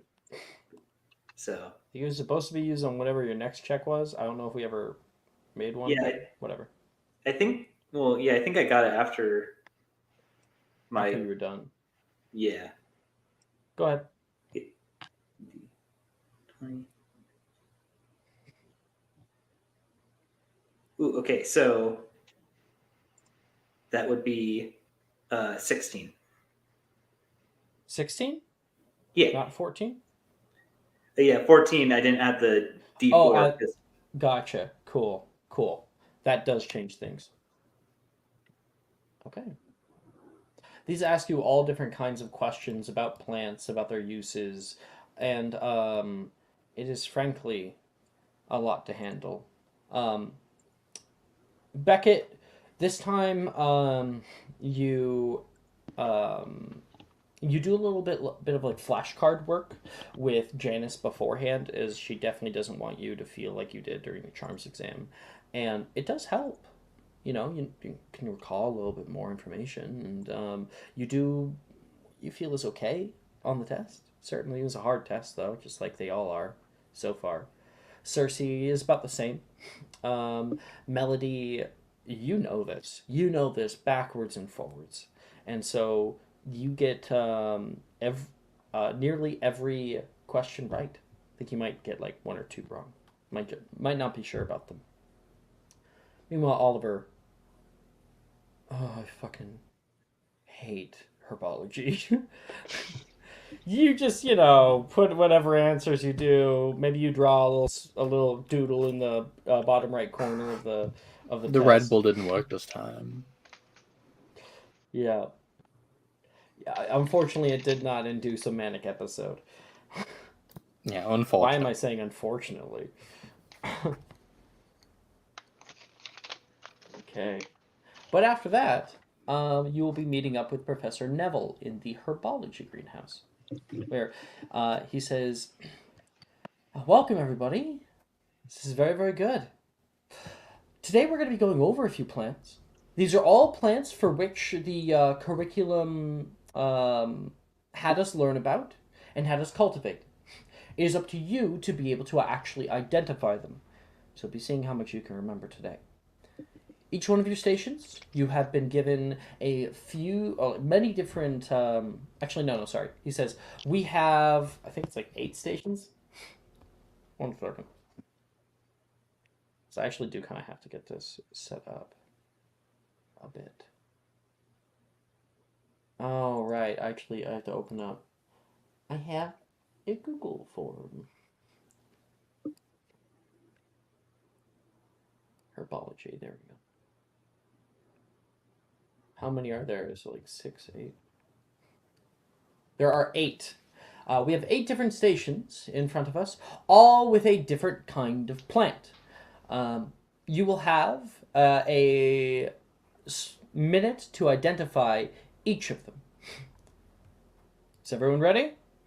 And people look a little nervous, but the test will soon begin. I just have to delete all of my previous responses, and then I'll send you guys the link, and I will throw up the little yeah. I'll throw up the image on screen too while you guys are looking this over. You may start as soon as you get it. Um, you guys may begin while I get the stuff for straight.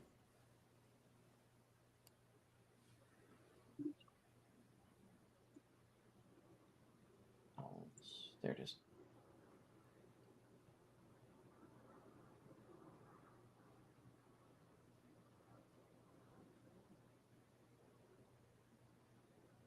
So, um, it's kind of multiple choice. All of these we have learned in class. And you have a long list of plants that are there that you can select as it being it.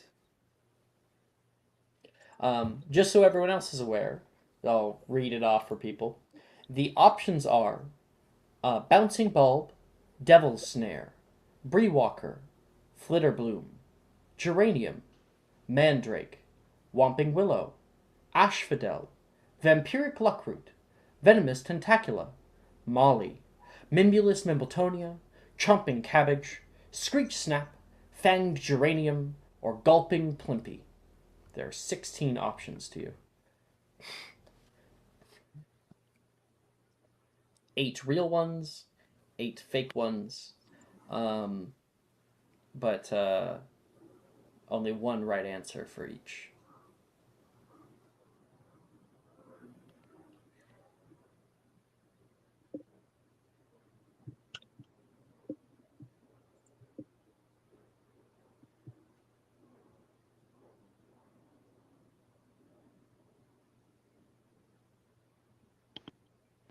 Dear God.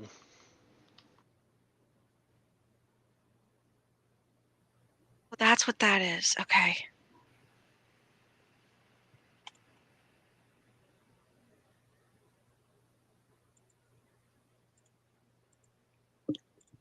Okay.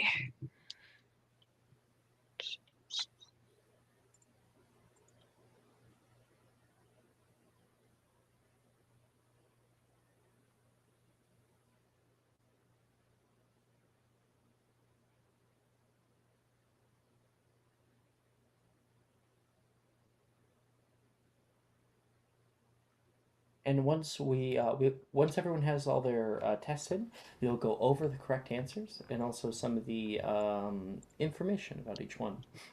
If you get the answer correct at the end of the test, you will get like the info about them, and if you don't, well, Yeah, let's go. you got. Looks like Melodies is in. You know what? I'm okay with that.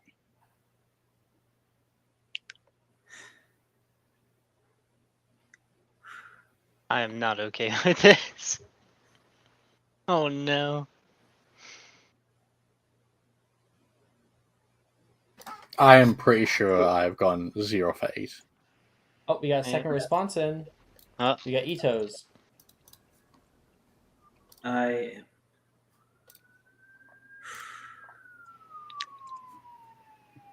shit! They're Oh. coming after me. Fuck. It's an You're ambulance. good at this.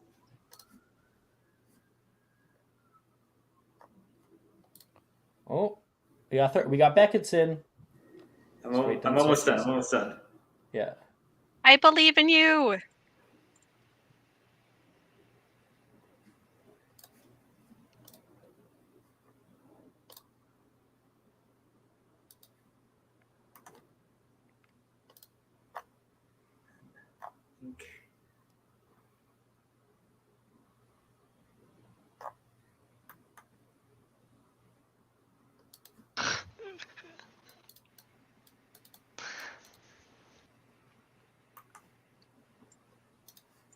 I didn't see that the list could. I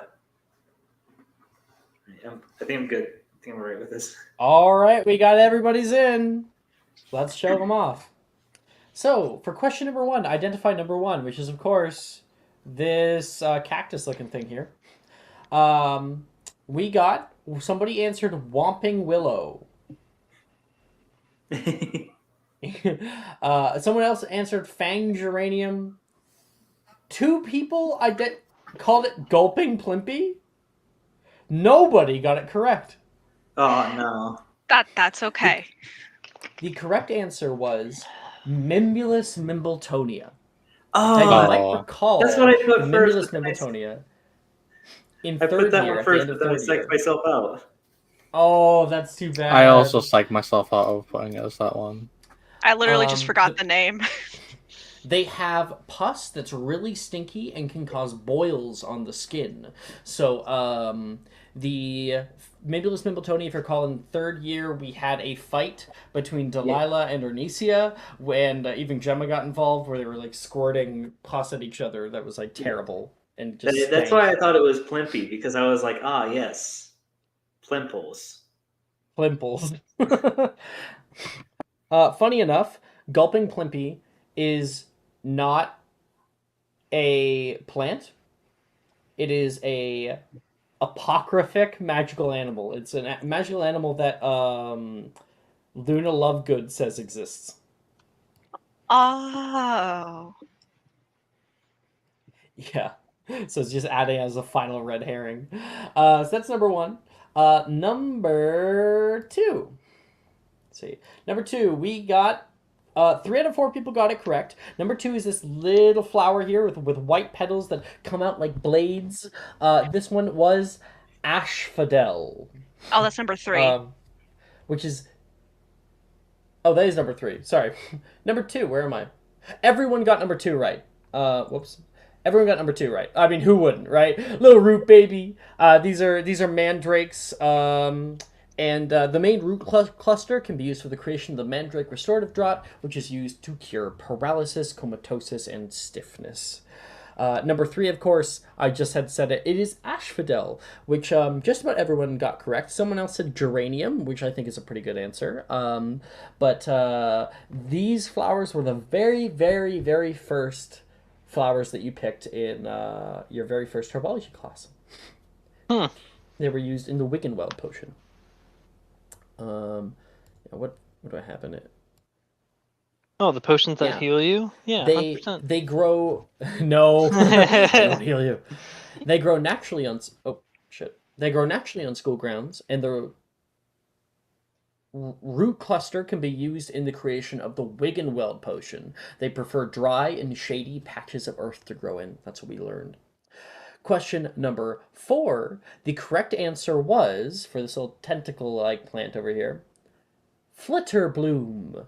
Someone else put vampiric luckroot. That is incorrect.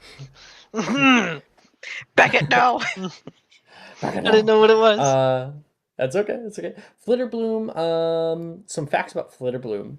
They're a fairly common wizarding houseplant, and they're great for keeping track of your keys by the door. So they have like little tentacles, and they love to grab things. They are a cousin of Devil Snare, and yeah, they can be distinguished between them and Devil Snare by both their coloration and how they have like a ridge along their spines instead of a secondary ligament root. That's how that is. Question number 5. We got two people got it correct. The correct answer is, for this little dude with the eyes there, Bree Walker. We just recently had a class with them where we had to catch walking shrubs. Some other people said chomping cabbage. I was like, yeah, another sentient plant, sure. And someone else said gulping plimpy, which this guy looks like a gulping plimpy, right? He's just a little guy. He's just a little guy. Bree walkers are pretty interesting. They're great at hiding and bloom every spring with multicolored flowers. At least the males do. The females will create berries. And then nobody got number 6 correct, which is one that I have had people get stumped on before. So the answer for this one, and the answers we got were geranium, whomping willow, which is one I frequently see, and venomous tentacula. This is, and none of those we went over in class. This is a vampiric luckroot. It looks like a bonsai. Yes, when we do the vampiric luckroot lesson in second year, third year, something like that, it is described as you all have like a little willow-like bonsai tree. And their leaves can cause quite the puncture wound if you're not careful, but they don't suck any actual blood. They just stab you if you get close. Number 7, we had it right in between. Number 7, this like little guy down here. 2 people said Mimbulus Mimbletonia, and the 2 other people got it correct as a screech snap, which we had at the beginning of this year. It was Neville Longbottom's first lesson with the little flowers that can talk and repeat what is said back to them.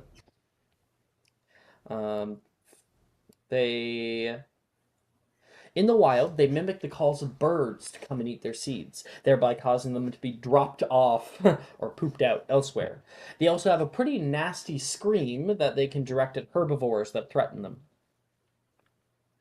And for our last and final one up here, this little purple bastard, let's see what people got. Everyone got it correct. And it was bouncing bulb. Damn things are feisty little devils and can jump with so much force that little bodies can shatter glass. Their pits are used in potion making. Hooray. So we got 3 people got 4 points and 1 person got 6 points. Who got the 6 points? Hello. I did it. Very, very nice. Okay, for herbology, practical. Yeah. Melody gets an E, everyone else gets an A. Hooray. Wait, the 25 to... Oh, okay. The 25 earlier was no. That's the written test. While While we are writing this test, this is actually a practical one. In character, you are actually seeing them and you are writing down like what you have identified, what they are. Yeah. Okay. Cool. That is herbology. Okay. I love this. So next we have divinations. And I get probably not everybody is in divinations class. I think I'm literally the only one, Alex. Yeah, oh, yeah. and I'm also not in it either.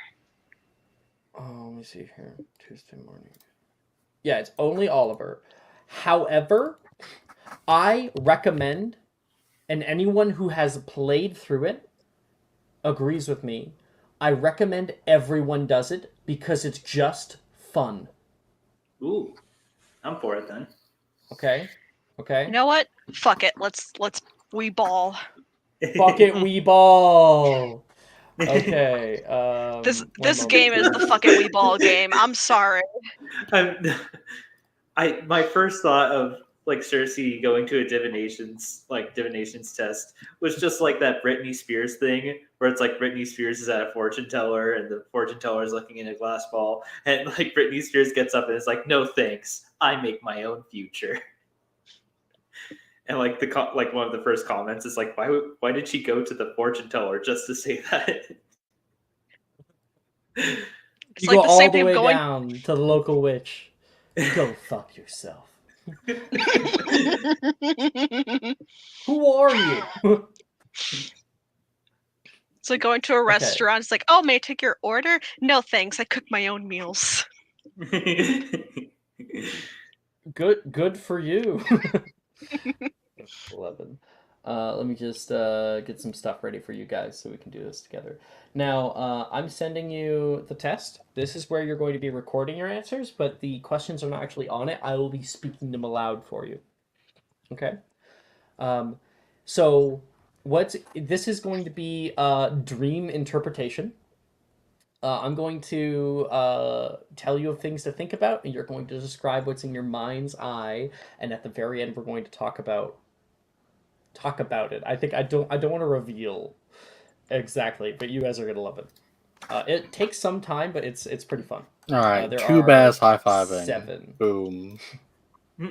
There are 7 questions with it. Okay.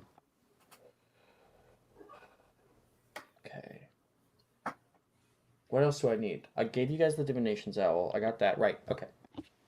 So, Oliver, you're a little nervous, but breathing, and you calm yourself. Hey, good luck, yeah? You can hear Nolan at the top of the serpentine staircase waiting for the ladder to open so you guys can go up into the divinations tower. I mean, it can't go any worse than herbology, so... Do you have a problem with herbology? Yeah, I forgot what all the plants were. Oh. Yeah, that would put a damper on things. Yeah. Luckily, I didn't actually have to take the practical test. Why? Is it because you have, like, allergies to all the plants? Or lack of math involved with plants? This isn't going anywhere, I'm sorry. Yeah, sure. It's definitely allergies, he says. Okay. He could not see the plants to identify them. You could feel them. For some of those plants, it's not a good idea to touch them. Sounds like he doesn't want it to me. And for this, you can hear the owl examiner walk by. Excuse me. It's a long ways up here. Sometimes I forget. He's going to climb up the steps and open up the trapdoor. Professor Trelawney is already waiting inside, and as you guys go off to your own little sections, Professor Trelawney is like, "Hello, welcome, take a seat anywhere." And she can see the owl examiner, and she's just like shaking. A little bit of trauma from Dolores Umbridge being in her classroom. And the Alexander is like, calm down, bitch. We do this every year. You can see the look on his face. All right, everyone. We will be beginning our hour. We'll be starting with dream interpretation. Each of you have been given a small notepad. Each sections for you to describe that which you see. Close your eyes for me now. Close your eyes. Is everyone ready? Good, good. I would like everyone, please, to think of an open field. And this is question number 1. Think of an open field. How big is this field? What is it filled with? What are the surroundings like? And I will be giving a single minute. I'm going to get a timer up. I'll be giving a single minute to answer. So it doesn't have to be terribly long. But I'm starting it up now. Go ahead.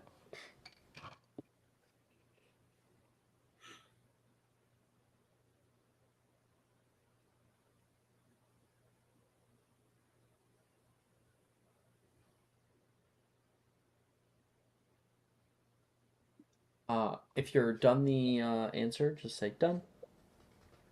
Done. Done. 30 seconds.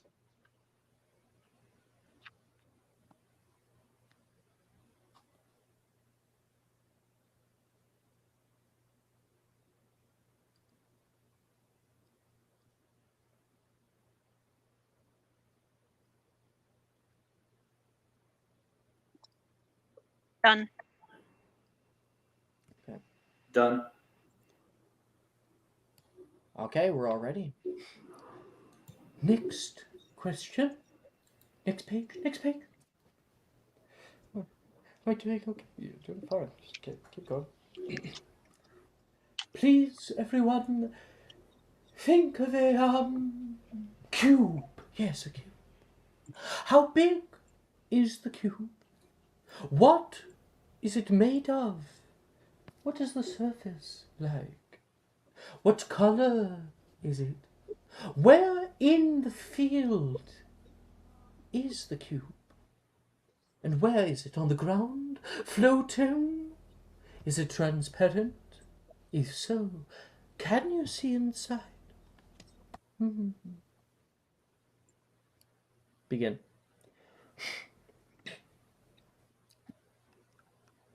So I want you to answer as your character would, thinking in there what they would imagine, how they would be thinking. Done. You'll reveal. Yeah. So I'm done. 40 seconds.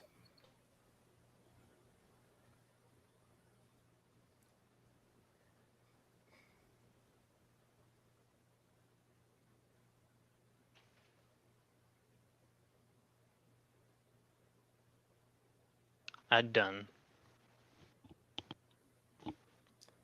Do you guys? Okay, good.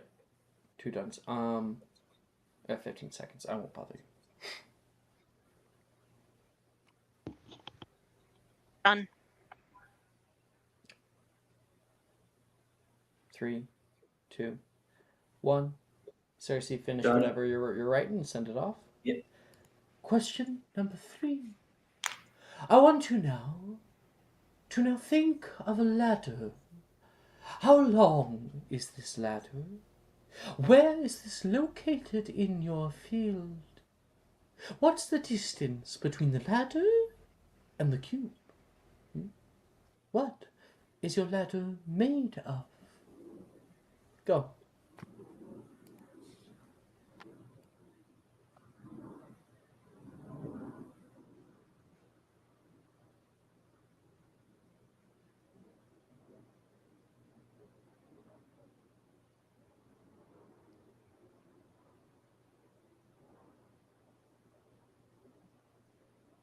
I'm gonna see the no thanks one.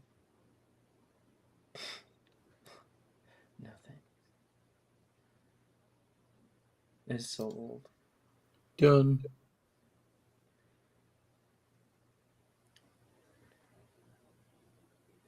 20 seconds.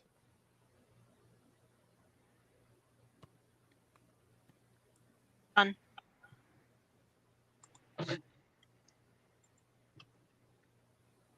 10 seconds. Done. Wonderful. Question number 4. Think now of a horse. Yes, a horse. What color is the horse? What is the horse doing, perhaps? Where is it in relation to your cube? Begin.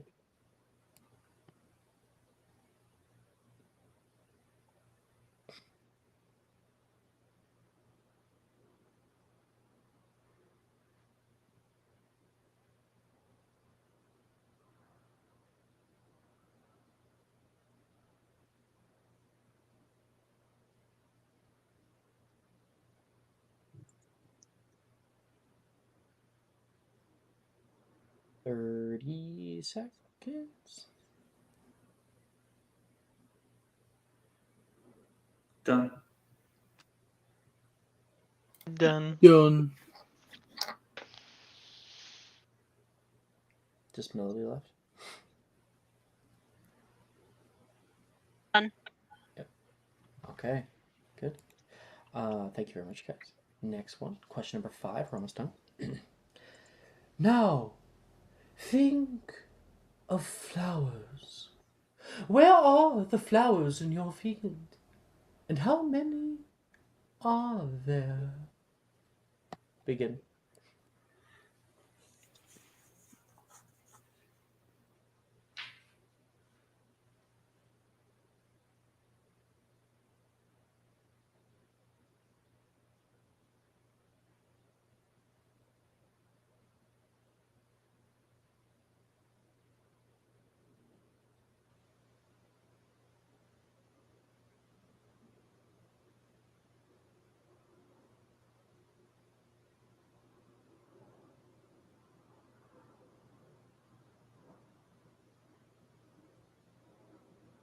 Seconds.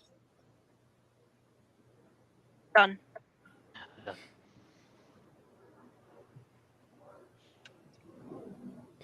15. Done. 5. Done. 3. All right. Second last question. Now I want you to think of what the weather in the field is like. Is it raining? Sunny? Is your field foggy? Begin.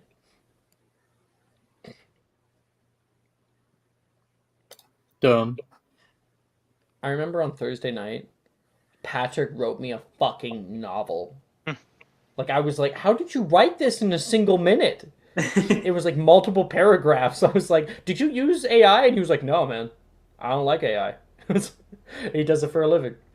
Fast typing machine. Done. Dude, yeah, Patrick's a boss. 30 seconds. I'm taking a very Oliver approach to this. Done. Good. That's what I want. Okay. Wait, no, one more.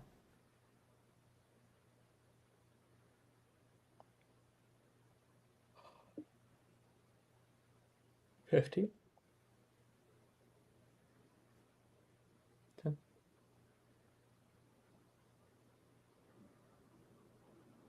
4.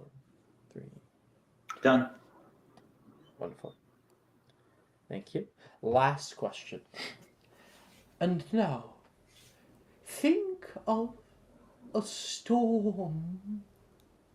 What is the distance between the storm and the cube? Is it a big storm, or is it simply passing through? Begin.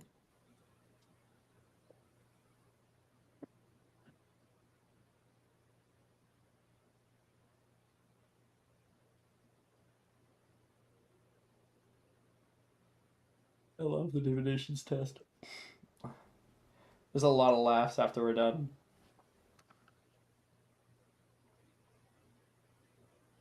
Done. 30 seconds.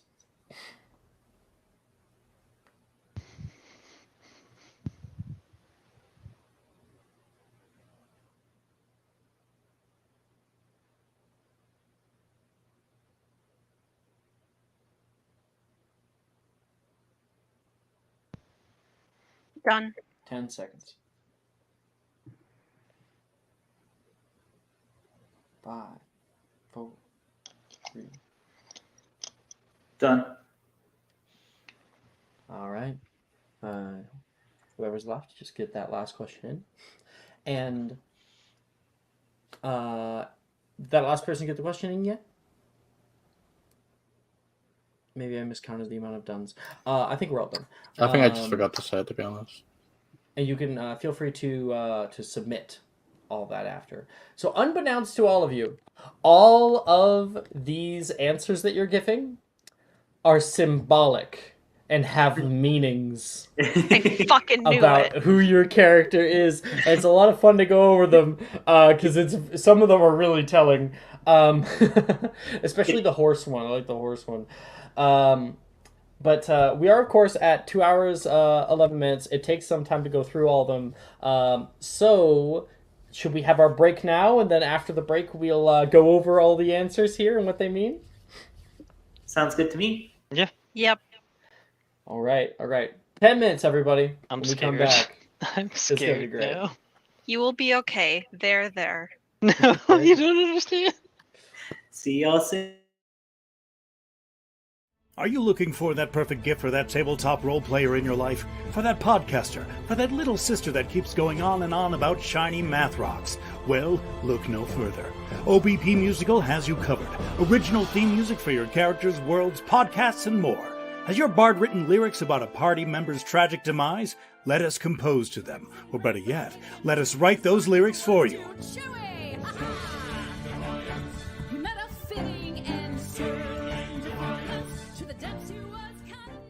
But the goodness, no, greatness, doesn't stop there. How would you like a cast member of Les Miserables, Disney, or Come From Away to sing your pieces? Oh, you bet you would. Fully orchestrated cinematic pieces. Pieces like this. Who'd rise to meet the call, who'd fiercely face the danger, be a hero to them all. For the hordes of people We have 8 vocalists, 7 composers, 2 lyricists, and an admin team ready to take your request. For as low as $60 US, you can get your own musical theme. OBP Musical, making fantasy a reality.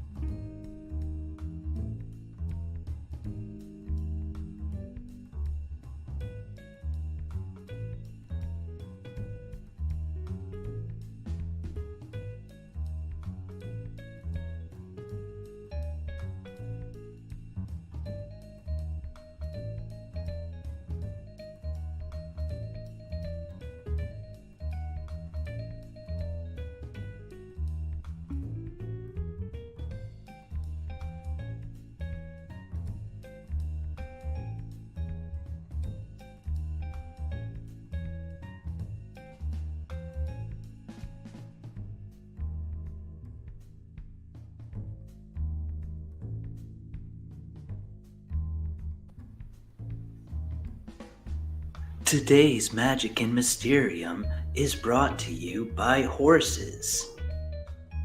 The fuck are they? They're like big ol' murder machines, but on toothpicks.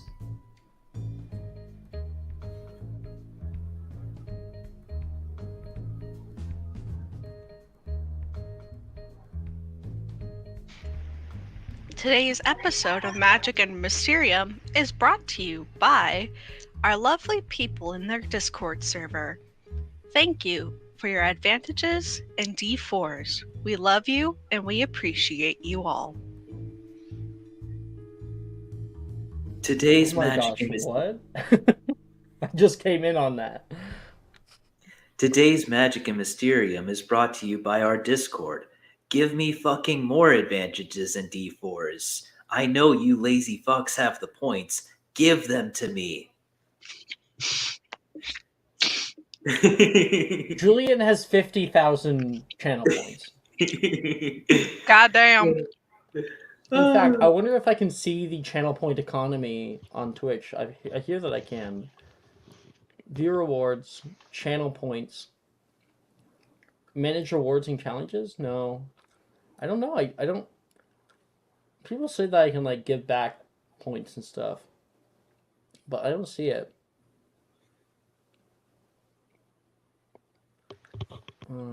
It's rewards. Emotes drops rewards. No. Mark one up is at 47.7k. Oh, that's what I wanted to put. Hold on, Alex. I couldn't think of the correct word, but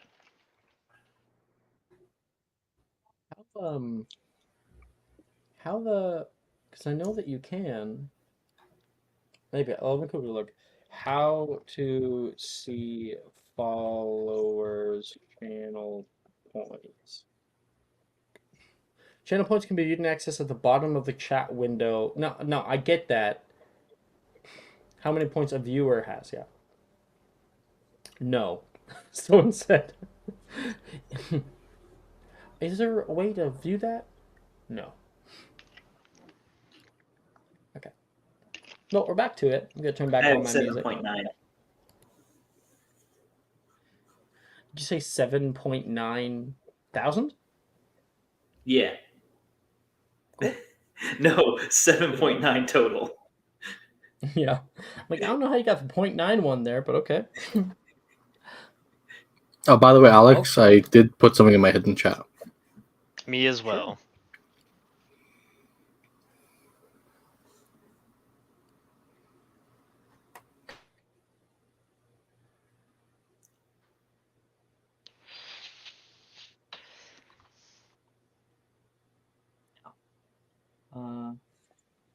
I'm just consistently muting because I'm eating carrots and I don't want you guys having the chewing ASMR in your ears. No, I just... Because I haven't read any of them, and what Beckett sent me... I'm gonna start dubbing over Melody's camera. Okay, yeah. Oh, yeah, totally. I'm kind of scared to hear it, like, reading what the out-of-context thing that Ted sent me. All right, let's begin. We're going to read off everybody's, and I'm going to tell you what they mean. So, firstly, of course, we had our field. Now, the field represents your mind. Its size is the representation of all of your knowledge of the world and how vast your personality is. The condition of the field, dry, grassy, well-trimmed, is what your personality looks like at first glance. Oliver said, oh, no, I'm going to read off firstly what it means. So, if it's dry and dead, you're feeling pessimistic. If it's grassy and healthy, you're feeling optimistic. And if it's well-trimmed, you are very analytical and cautious. Ito's answer, it's empty. A totally barren wasteland. So, I'm guessing a semi-vast representation of his knowledge, and you are feeling incredibly pessimistic, and that is how you look at first glance to others. Dry, totally barren wasteland. Beckett said, a wide open wheat field. Ooh, okay. yeah. Some color on there. Yeah. So you're feeling I'd say healthy. I'd say that's healthy. So you're feeling a little optimistic right now, and that vastness represents your knowledge of the world. And I'm scared of Beckett's later answers because that's such a nice beginning. It's only downhill from here, folks. I feel like it's only downhill from here. Okay, Melody gave a good answer. It said, it's filled with wildflowers as far as the eye can see. In the distance, there are woods that, while they look ominous, make a welcome entrance for all who enter.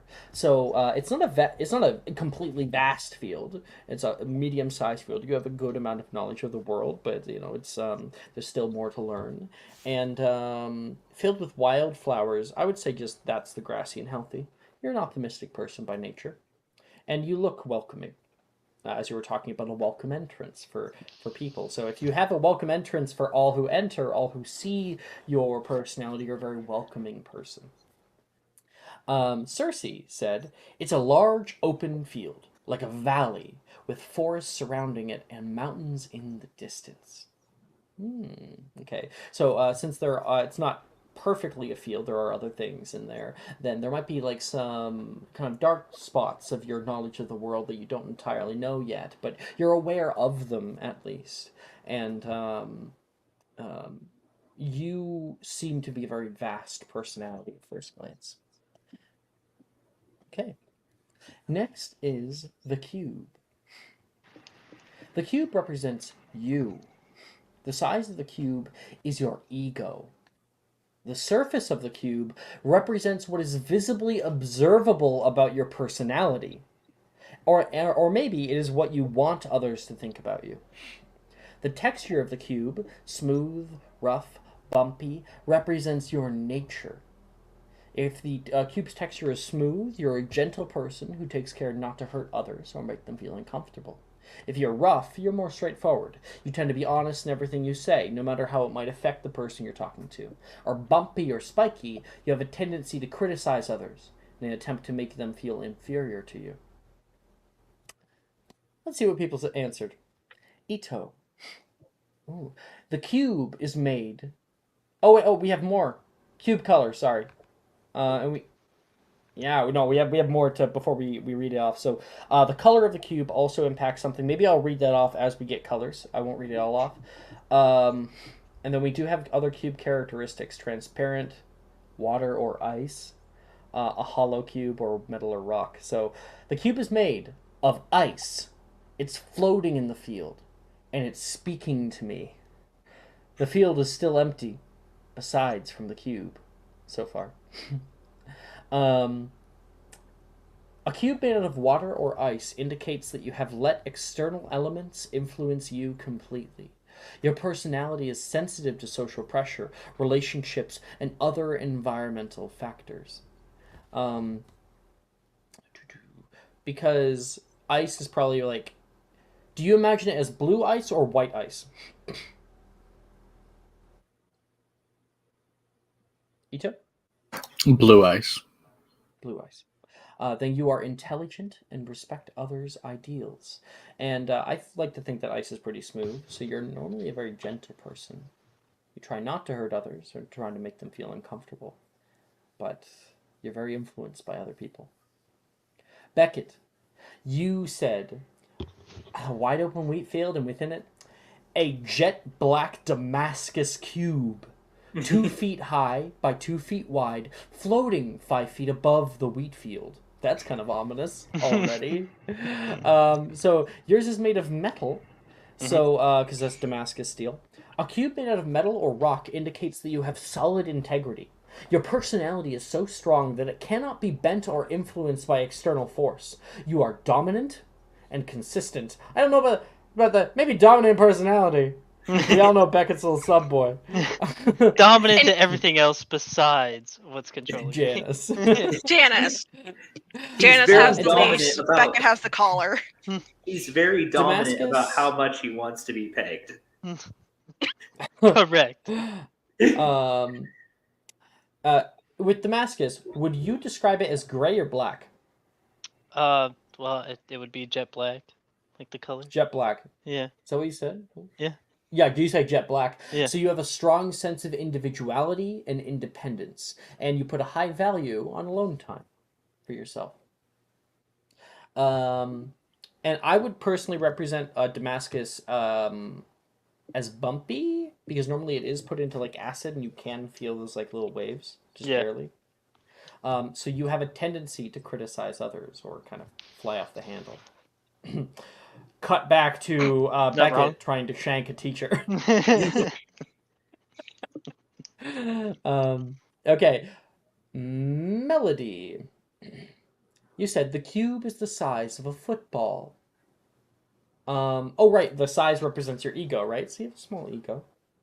The cube is made up of sturdy glass. I'm guessing it was glass. You said glass, so I'm guessing it's glass. Glass, yeah. With a cloud trapped inside it.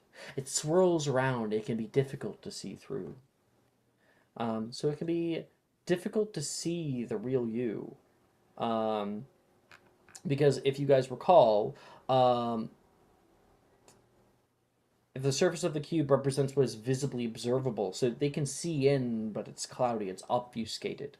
It is definitely smooth, so you're a gentle person who tries not to hurt other people. I would say this is probably white when it comes to it, because of cloud. You are kind, independent, and self-reliant. And if a cube with a transparent surface means you tend to let others know how you feel on the inside. You are confident enough to show your inner thoughts, and you are deeply sincere. You know that you are good inside, and guess what? It does show.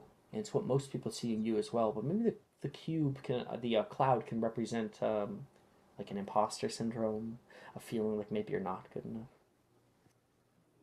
The last one, Circe. It's a smallish diamond cube, like a box you need 2 hands to hold. Hold your own personality. Oh, diamond. but more not like 2 hands, like cup your hands together. More like putting your hands on both sides. Oh, perfect. So you have a pretty big ego there. Not like made of diamond. Not like holding your hands out, but like you could hold it to your chest, basically. Everybody sees that Circe shines shine bright like a diamond. You kind of sparkle. What color? What were you imagining is the color of a diamond? White or something else? Yeah, white. Yeah, so you're kind of dependent, very self-reliant. I would say diamond's probably smooth, so you are also a very gentle person. You have a good size ego, though. Oh yeah. Okay, now on to the ladder. The ladder represents 2 different aspects of your life: your goals and your friendships. First, let's look at what the ladder says about your goals. If it's short, your goals are realistic and simple. If it's long, your goals are more far-fetched and difficult to attain. If a ladder's distance is near to you, you are putting maximum effort into focusing, maximum effort and focus into achieving your goals. If it's far from the cube, you aren't putting much thought or effort into actually achieving the goals. If, whatever. Next, now the location and material of your ladder can also tell you how close you are with your friends. So if the closer the ladder is to the cube, the stronger the ladder is, that's better for your friendships. If the ladder is near, it also means if your ladder is near the cube, you are very close with your friends. If it is actually leaning on the cube, it means your friends can lean on you for support. You have a hard time, if it's far, you have a hard time opening up to people and letting them get close to you. If your ladder material is strong, like stone, metal, the stronger the bond. If it's weak, then it indicates a weak bond between those around you. So, from there, let's see what people saw. Ito. The ladder is on top of the cube, floating in the field. It's made of wood, and it's going so far into the sky, I can't see it anymore. That's super interesting. So it's on top of the cube, meaning all of your friendships rest on your shoulders. You know, you feel like you're the one who is upholding all of those. And if it's made of wood, then it's probably going to be. But you feel at least like maybe your friendships have a weaker bond than other people do. Your goals, because it's near your goal, you are putting a lot of effort into achieving your goals, and your goals are very far fetched. They are lofty. You dream big. That's the ladder. Beckett. The ladder is 6 feet tall, upside down, on top of the cube, and it's made of wood. Pretty similar answer. I don't know how to interpret that upside down. Very similar answer. Actually, completely. You feel very similar to Oliver in this aspect. Melody said the ladder is made of sturdy oak and is currently laying on the ground. It's a bit a ways from the cube, but is sturdy and tall. So you have your goals. Yeah, you have big goals, and you are kind of mid-range putting effort into actually achieving them. You said sturdy oak, so that's a stronger material. You feel like you have a strong bond with your friends, and but at times you may keep them at a distance. You may keep things to yourself. Okay. Especially if it's leaning on the ground, right? Okay. Cersei. It's a rope ladder made with silk ribbons and leather straps for the steps. It goes on a good 10 to 20 feet. I don't know where it is in relation to the cube. Yeah, in relation to the cube, What were you imagining? I think in Cersei's mind, she sort of imagined that At the the cube was time, like what on were the you ground. On the ground. Okay. And so like the ladder was like on the ground near the cube. Stretching up into the air? You said it was a rope ladder. Is it just like on the ground? Yeah, I think pile? Cersei's like in her head she was like, okay, so there's a ladder. Okay, so she was like, yeah, okay, so there's the cube and then there's also the ladder. Like that's near it. So you were very, very close with your friends, but you feel insecure about it. You feel like there's a weak bond between those and those around you, or maybe that you can't lean on them. And then it's a fairly long ladder, so you have big goals. And because it's near to the cube, you're putting a fair bit of work into to achieve that. Cool. Next is the horse. This is one of my favorite. The horse represents your ideal partner. It could be playing, running around, or grazing right next to the cube or clear across the field. If the horse is playing, your ideal partner doesn't take life too seriously or get bogged down by the little stuff. If it's running, your ideal partner will respect your space and give you the alone time that you may crave.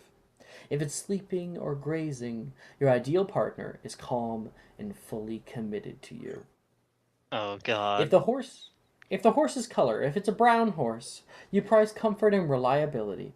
Otherwise, you don't have a specific set of expectations for your partner. If it's black, your ideal partner is dominant, seductive, and sophisticated. I really hope Beckett put black. If it's white, you value loyalty and trust more than anything else in a relationship. I don't know if I put a color.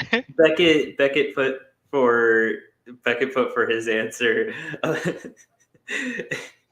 a big black horse with a large, and then the teacher's like, okay, we're not going to read this out loud. If your horse is a completely different color than the ones listed above, that means you value originality and independence. You want to be with someone who fascinates and challenges you. If it's very near to the cube, it indicates that you prefer relationships where you spend most of your time together. If the horse is a bit farther away from the cube, it indicates a need for a partner who understands and accommodates space in a relationship. So, let's see what people said. Ito's ideal partner. The horse is a chestnut brown. It's climbing from the cube onto the ladder. Jesus fucking what? I can see it going into the sky. What is it, a Pegasus? The horse is climbing your ladder? Yes. So you value a partner It's brown, so reliability, but no real expectations for them. And your horse is. I think I would. Say this is playing. So your ideal partner doesn't take life too seriously, and is very close with your friends, since the ladder represents your friends, right? And your goals. Mm-hmm. And the horse is. Oh no, you say you can see the horse going into the sky. So I almost think like you value like space, but you want it to be like an active space, like alone time, Yeah. you know, but alone time with them. That's why I kind of interpret it as. Beckett, This is where the hidden chat comes in. fucking hell, that's not a horse though. Yeah, listen. I think First thing I that think came I to get. mind. I think I. Wow. Okay. The horse is an ophanium, floating 30 feet above the cube. And if you guys need a little thing to tell you what an ophanium is, you will recognize it, probably. They look like this. I like how it's like, imagine a horse. No. You instead have imagined an unknowable, angelic entity of eldritch proportions. Which, to be honest, is just even more farther into the whole, like, Beckett will grow up to be very into BDSM. Because your ideal partner is divine, unknowable, very powerful. Like, oh. And judges you heavily? I mean, If anyone in stream needs to know what an ophanium is, I'll quickly. It's the rings of eyes for the yeah. Beckett. Hmm? Why? yes. It's the first thing that came to Why? mind, honestly. And honestly, it's one of the best answers I've ever gotten. Beckett, inspiration. Yes. Again. Okay, let's see what Melody's ideal partner is like. The horse has patches of brown and green. Oh, it's a little bit of both. It is grazing in the field right next to the cube. So you value a lot of closeness. You want to spend a lot of time with them. And where's the answers? It is grazing, so your ideal partner is calm and fully committed to you. Now it's brown and white, so you prize comfort and reliability, loyalty and trust more than anything else in a relationship. But maybe loyalty and trust maybe a little bit less because of patches of that cream white. So maybe it's like you prize comfort and reliability over loyalty and trust necessarily. Yeah. Huh. I think that describes Nolan quite a bit. So, for Cersei, a pure white horse grazing near the cube. You want to be close, pure white. You value loyalty and trust more than anything else in a relationship, and because it's grazing, they are calm, fully committed to you. Hell yes. Yeah. Trophy husband. Essentially. Trophy husband. Yeah, house husband right there. Have you guys seen the Life of a House Husband anime? Oh yeah, It's the way so of the house good. husband. It's so The good. way of the house Oh, I husband. love it so much. Just great. Yeah. My brother cosplayed what I think I forget the guy's name, the main character's name, but he cosplayed the main character. And the dragon was, or whatever. Yeah, and he was like the only other person cosplaying him at the con that he went to. So he ended up like featured on the Comic-Con's like page because they're like, especially because he has like 2 kids, so they're like, yes, look at this dad dressing up as a house husband. Melody, I was you were gonna, talking? yeah, I was gonna say the horse.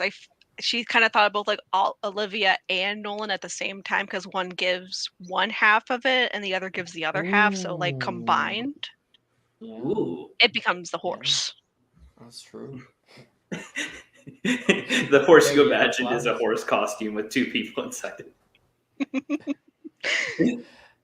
We have our flowers now. Let's see. So flowers represent your family and friends. The number of your flowers reflects your popularity, and their location indicates how close you are with your social groups. If there's just a few, then you're close with your family or friends and have a small, tight knit group of friends. If they're everywhere, you're a social butterfly with family and friends too numerous to count. You'll never be lonely. Let's see what people saw. Oliver got. There's only one flower in the field. It's a sunflower, and it's in a single sunspot. Is that your sister? No. Who is it? I don't know. I wasn't thinking that deep about it at the time. You got to know. You got to know. Who are you the most? Who is Oliver the most close with? And obviously, with a sunspot coming down in this barren field, like this person is in a place of prominence. Looked after. Yeah, it's probably Reese, like in like a very sappy way. Horse climbing a ladder. one little flower. Love it. Beckett. Two flowers that look like skulls located to the left and right of the cube. I don't know about the whole skull thing. Well, those are real but, flowers. You are. If you have a picture, we'd love to see it. We'll pull it You're up in a close. second. You have a small, tight knit group of friends, and that's very, very true.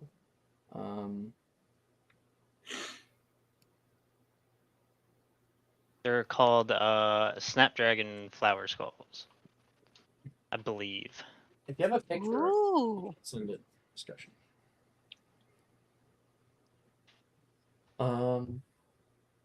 So you have two flowers. You have two people, at least. You may have more friends, but you have two people who you really, really care about. Who would those people be, Beckett? I think it would have to be Janice. Mm-hmm. And Philip. 100% it's Philip. 100%. 100%. Philip has been with you through a lot. Okay, 1 second, because one's when they're alive and one's when they die. Jordan needs something from me. Jordan looks like Jordan's gonna be doing some work for me. So just I have it kicking around. Oh, I don't know where it is. Oh, that's cool. It's Yes. very spooky.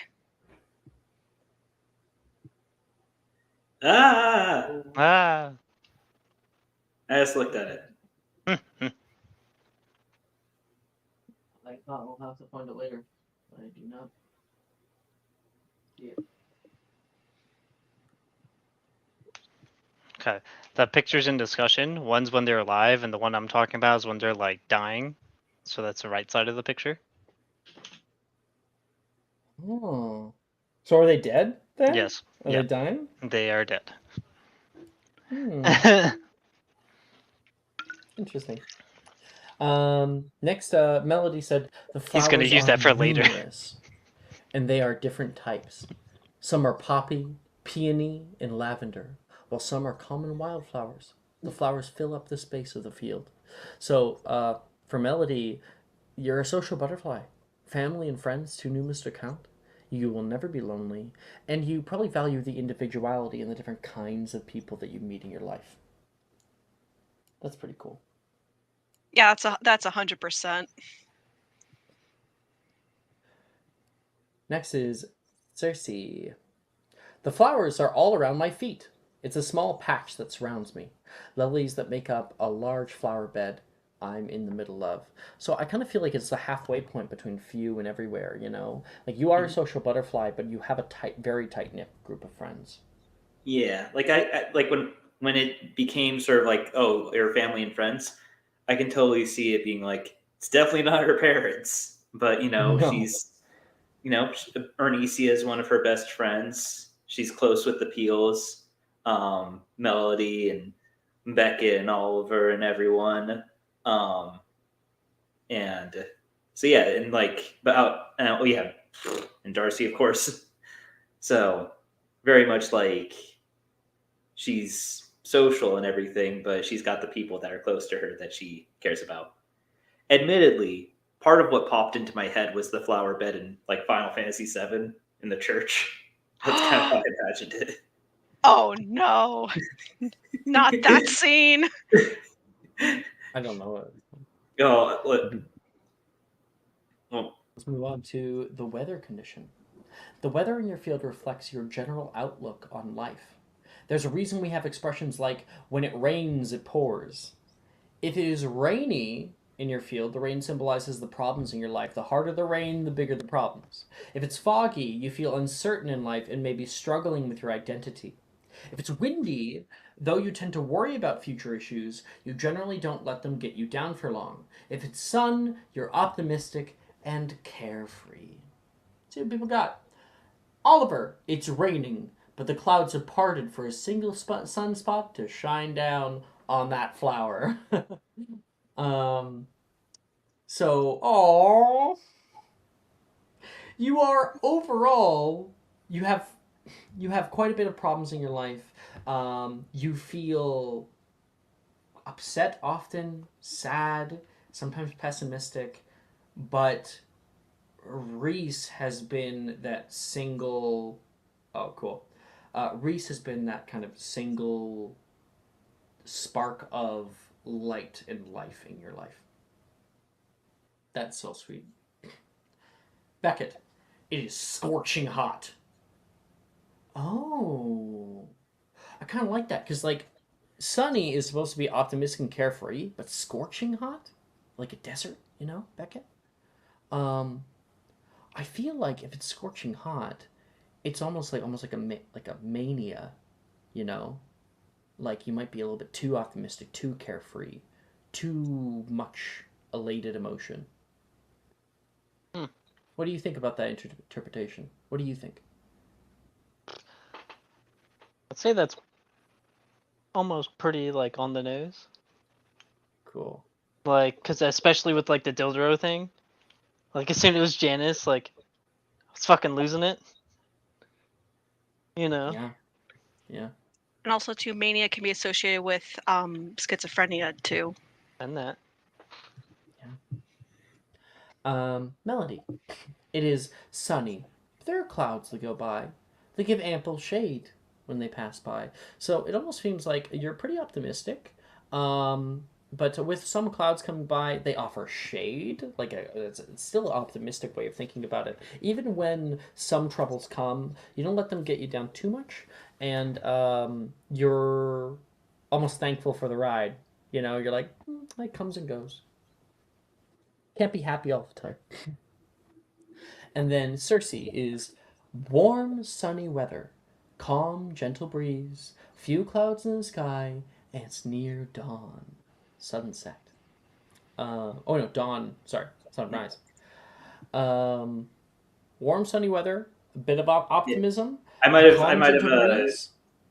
said dawn when I meant sunset. Oh, okay, you did mean sunset. Yeah. Calm, gentle breeze is worrying just a little bit about some issues that you have, a little bit of anxiety. A few clouds in the sky. There are a few problems in your life here and there. But overall, I think it's a pretty calm way of looking at life. That's cool. Lastly, is the storm. Our last thing. The strength and position of the storm reflects the stress you're feeling in life. As you probably guessed, the stronger the storm and the closer to the cube, the higher your stress level. If you imagined a storm raging right above your cube, it might be a good idea to work on reducing stress in your daily life. If the storm's intensity is mild or just passing through, you aren't immune to stress. You know that all things must pass. If it's strong, if you're like in the eye of a storm, when you stress, you go all in. You have a very hard time pulling yourself out again. If your storm's location is in the background, any obstacles that might be causing you grief are not at the forefront of your mind. You're good at managing it. If it's right above the cube, you are deeply affected by stress and have a hard time seeing past it to get back to the bigger picture. Let's see what people saw. Oliver, it's in the distance. It's overwhelming and heading this way. It makes the rain seem placid, and it makes me sad. So, it's strong. This stress is big. You have a hard time pulling yourself out. As it is right now, you haven't been really trying, you've been trying not to think about it, but you have indicated that soon it will deeply affect you. It's coming. Yeah. Beckett, it's a hurricane-like storm closing in, but instead of coming down with rain, it's lava.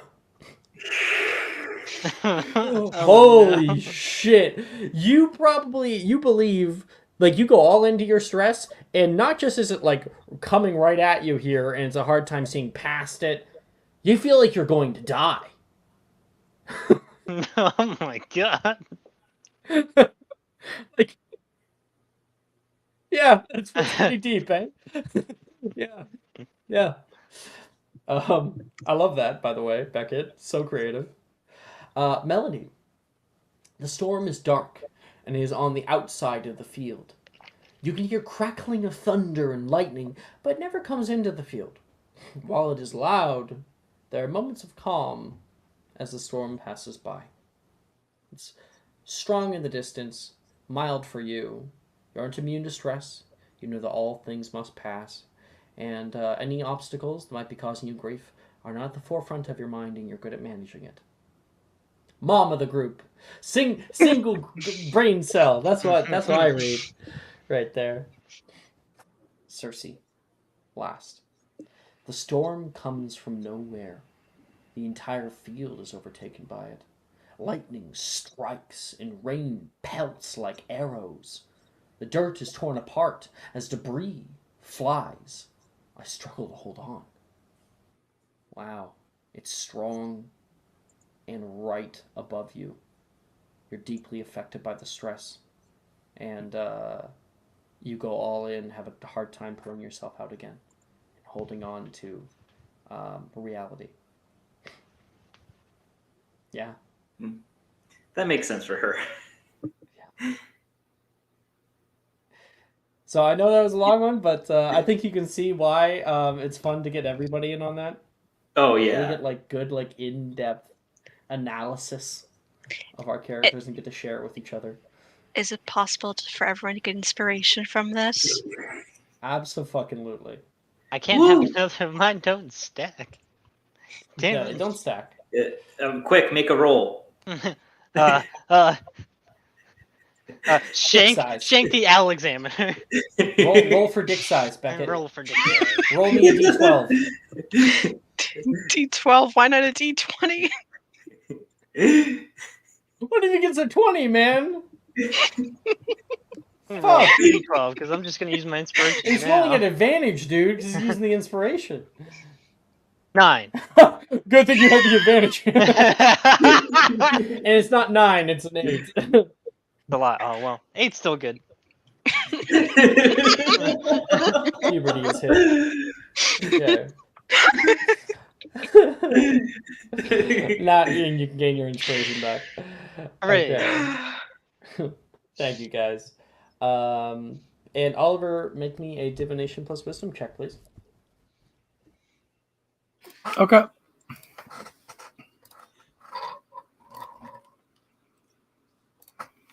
Now the all reliable flat roll, 16. 16. There. Now, of course, you do have inspiration. If you wanted to use it, it's your call. No, I'm good. Oh wait, do I get to add? Because I have a high grade in this class, right? Oh yeah, you do. Yeah, you definitely do. Thank you for reminding me. What do you have? You have an E, so you get to add a D6.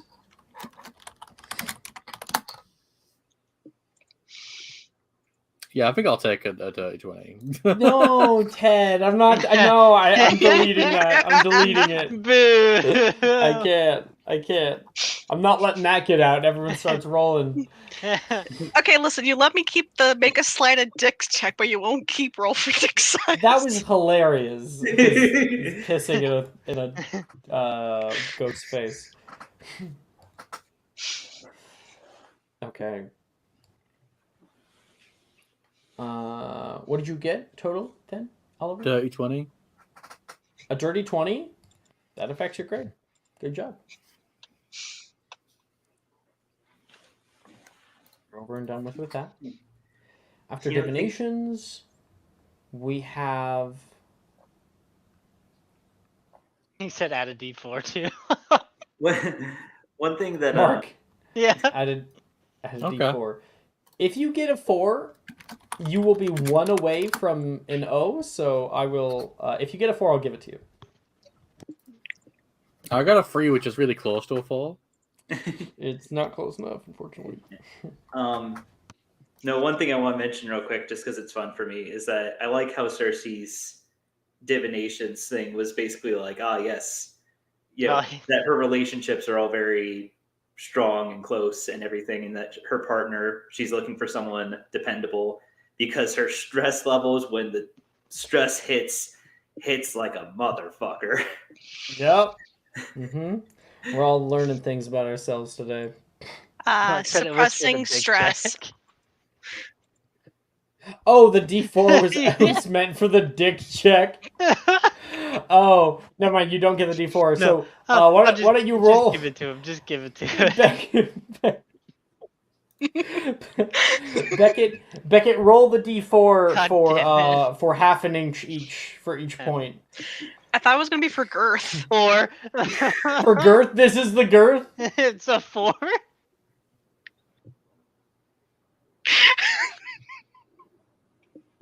I made a mistake. This was a mistake. Beckett's fucking hung. Jesus Yes. Christ. Damn, dude. You fucking kid. You're fucking killing me. Oh boy, oh boy. What a time. What a time.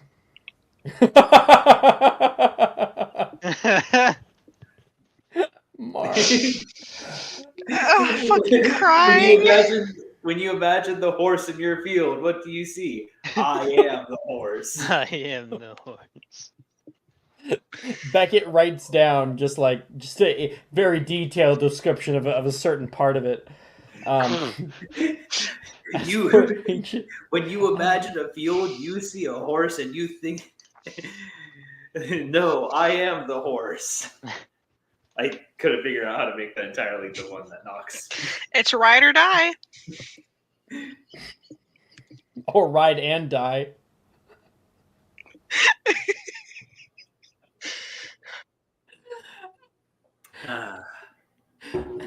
We're going to hell. Yeah. Damn it, you beat me to it, Alex. We're gonna cut over to Ancient Runes class. Oh my gosh. Oh, that's me. Ancient Runes is super duper simple. Is it only you? Let's see, Ancient Runes. No, it is everybody but Beckett. So, I do not think I'm in Ancient Runes. You are. Am I? Okay. Well, let me just check. Let me see if I fucked up or something No, like that. I am. You're we're right. in 5th year. We're in 5th year electives. So, oh no, yeah, you couldn't be in Ancient Runes. Okay. See, I fucking knew that you were in too many classes. Here. Didn't I tell you? And it's arithmancy or Muggle studies. You're not in arithmancy, so yeah.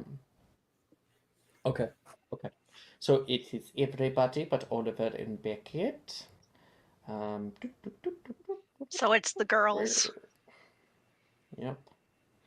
The gals. There. Where the fuck? Weird switching through things here. Cersei, you get to add a D4 to this check. Melody, you get to add a D6. And this is just going to be a straight wisdom check for grade. Ooh, okay, so this is just a D20 The plus. DCs are not as high for this class. Oh, thank God.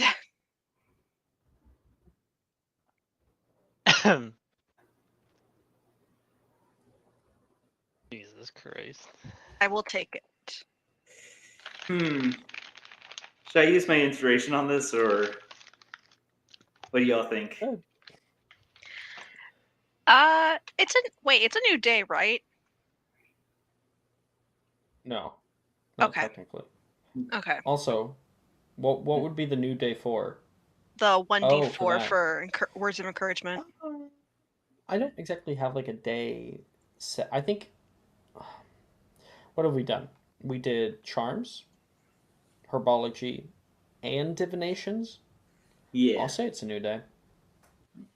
Cersei, you can do it. This is my jam. No talking during the the examination. You know what? Babylon's No, yelling. sure. Yeah, inspiration is use it or lose it. I'll use it.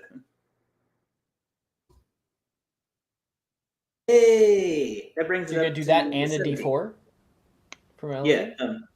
So I rolled it when I rolled a D4. I rolled 2 with Melody's D4. That's a 1, so that makes it 17. Okay. And Melody, what'd you get? I'm keeping the 14, to be honest.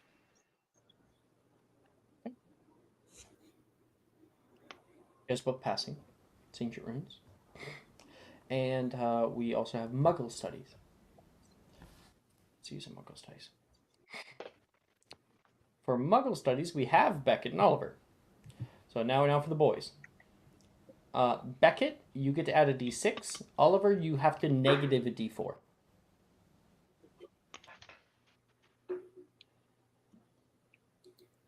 I'll tell you in a second.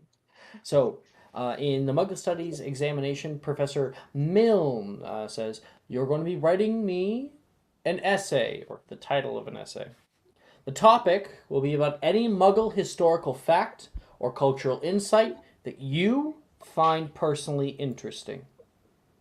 Go ahead, Neil. Have everyone's scratching of quills happens. I want both of you to write me a title of your essay, and then we will make a Muggle Studies check for how good that essay actually was. Oh. Okay, I'm going to use my inspo because I got a -3. Yep. There we go. That's better. Alright. So that's a 13. I need the title of your essay. You need the title of my essay. Any Muggle historical event? Correct. Fucking Django. Not a historical event. It's a film. It's a film. piece It's a of Muggle fiction. film. Could be. He writes his essay on essay about that topic. the often forgotten about World War I campaign in Anatolia and Arabia. What the fuck are you talking about? You said any like, I actually want to know. Yeah, so while World War I is often categorized by the fact that it was like a lot of like slow moving like trenches on the Western Front, the British Empire went around paying a bunch of locals in Turkey and the surrounding areas of the Ottoman Empire to revolt. So it was actually a very fast moving campaign with a lot of horses, and it was like a whole crazy thing. Well, it's the Ottomans, yeah. Yeah. I never actually knew that. It led to some really bad stuff later, but you know, oops. Inspiration Oh, back yeah. to Oliver. Cool. Beckett. Mine's on the Alamo. What's the title? The Alamo. That's the title. The Alamo, I remembered it. There you go. I remembered it. The emphasis has to be on the I. I remembered it. Do you? Like, it's the very fancy eye from SpongeBob. The overly detailed eye. I love that. Yeah. Okay. What'd you guys get? Oliver, you got a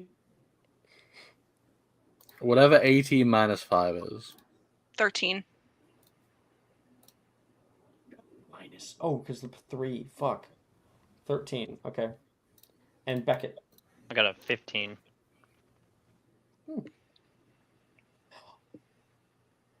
If you want to roll one more time, if you want to use your inspo now, Oliver, you I can. already did. Oh. No, Oliver. No, I don't think I will. I will save it for a more important class. All right, you have passed. But weirdly, Beckett's essay, The Alamo, I remembered it. Do you? Got a higher grade. Oliver, he got knocked down a lot because he just got into a lot of minutia. I don't know what that word means. What is So- minutia? Neither, actually. Overly minor detail. Oh. On yours, it's like, I fell asleep, dude. When you get it back. hmm Okay. So time. Let's do our transfigurations. Cap this off. Woo! Firstly, we have our written portion.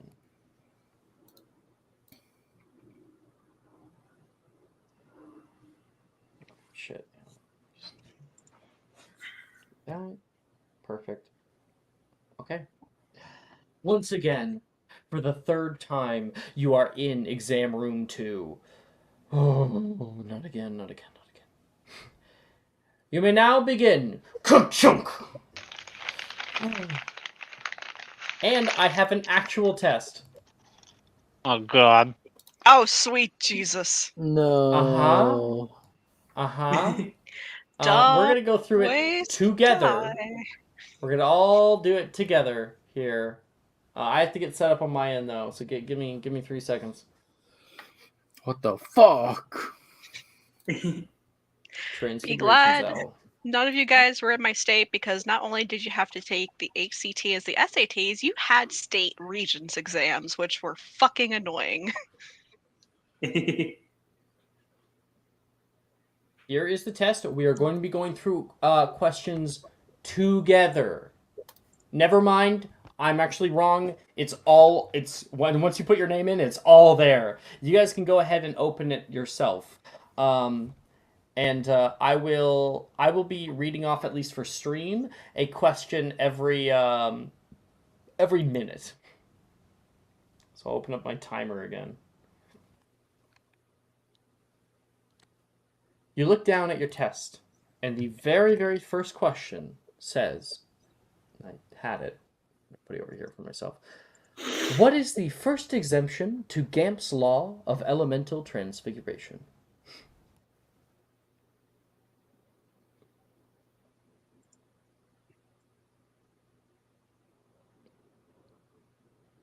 You may all begin.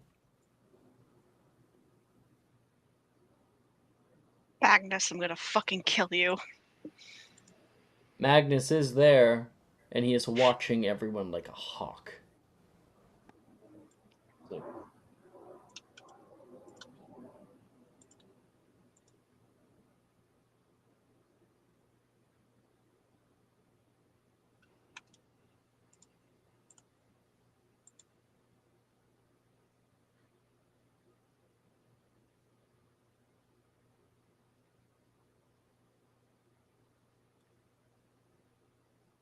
The next question after that one, for those of you in chat, is describe Flamel's law of equivalent exchange. Which is something we learned a long time ago.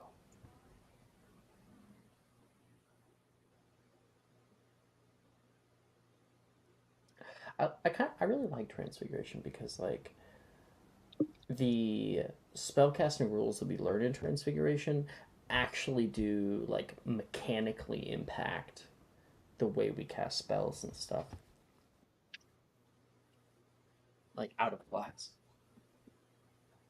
And also, it has a certain amount of lore that fucking Joanne could not be bothered to write. Yeah, she's a stupid fucking neoliberal. I'm having. Actually, I am going to pull back from that. Not stupid, no. Just not great. Don't have a high opinion. But not stupid. Just no. Next one is describe the law of relational dynamics. Oh, do we get... Oh, yeah, no, I have everyone's here. Yeah. Describe the law of relational dynamics. And the question after that gives a little bit more, I think. Questions. Because it says, name a loophole to the law of relational dynamics during conjuration. This gives a little bit of a hint as to what it's about.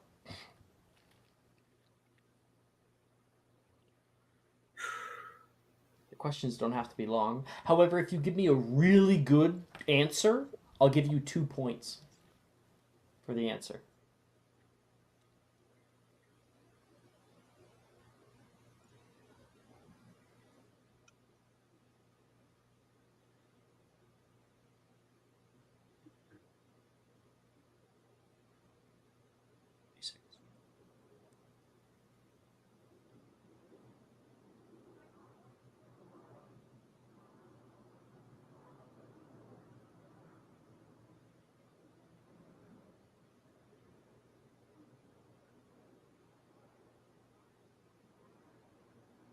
The next question is describe Havel's law. And connected down with it is what are fourth dimensional constants?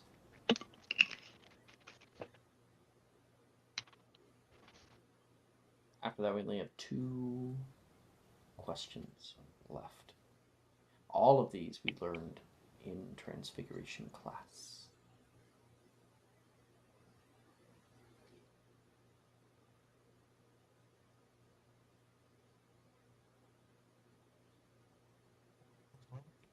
Oh.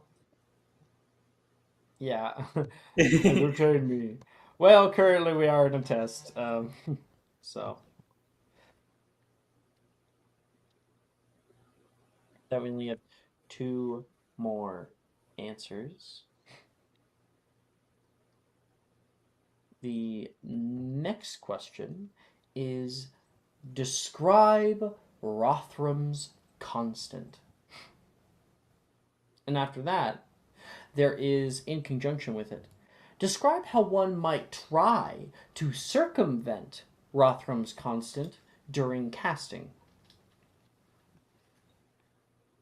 Which is something we did see and spoke about to great length recently.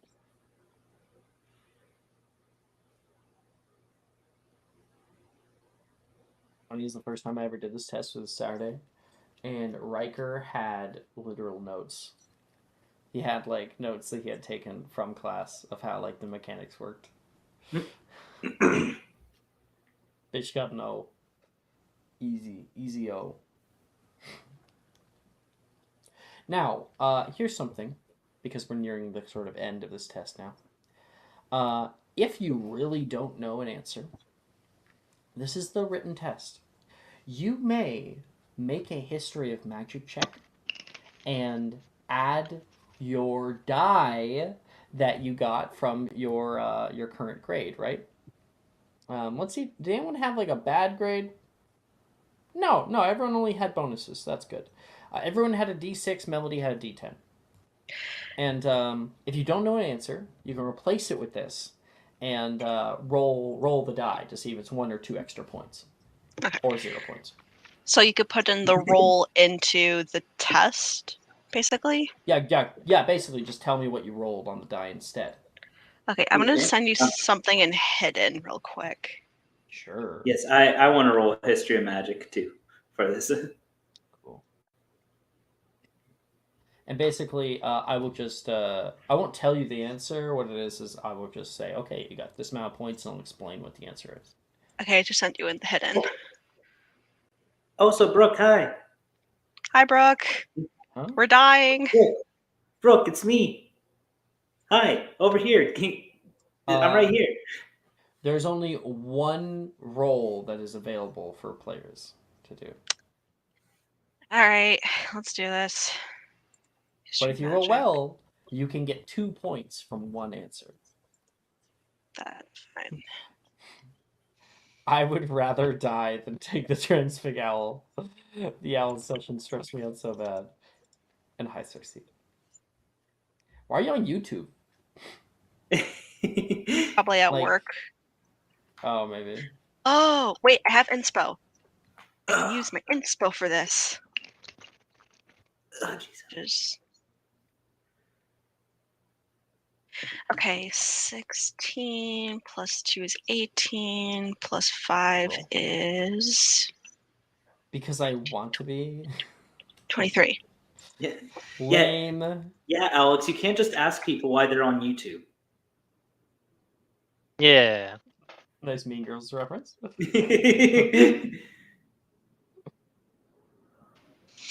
All right, let's see. Has anyone sent it in yet? No. I submitted it. Oh no, we got 2 in. We got Cersei and Beckett so far. So, quick question: what would be my bonus for the history of magic roll? It.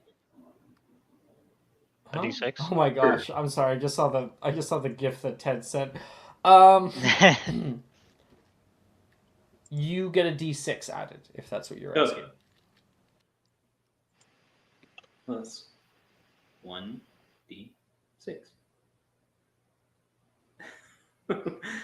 Oh no, I get that all the time. I definitely play that. I'm getting distracted by the fucking GIF. I'm like, stop. Does anyone want to give me a subscriber advantage? I don't have it, unfortunately.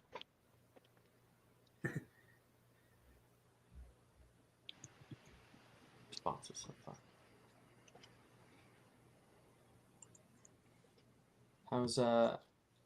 How is Oliver and Melody doing here? If you don't know an answer, you don't know an answer. It's okay.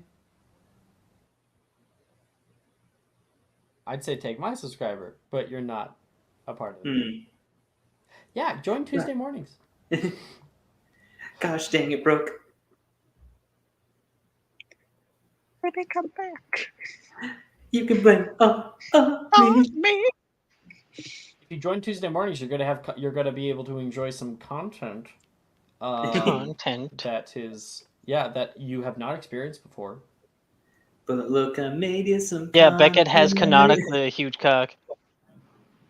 It's in the system now. It's canon. It's canon. It may be. You had me roll for it. It's canon. Yeah, and Brooke and Cersei can do this. She can do this now. Do it, Brooke. Do it. Rosemary, come back.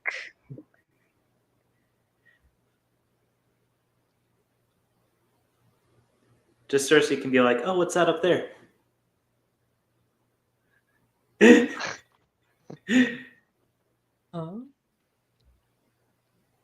Oliver, how you doing?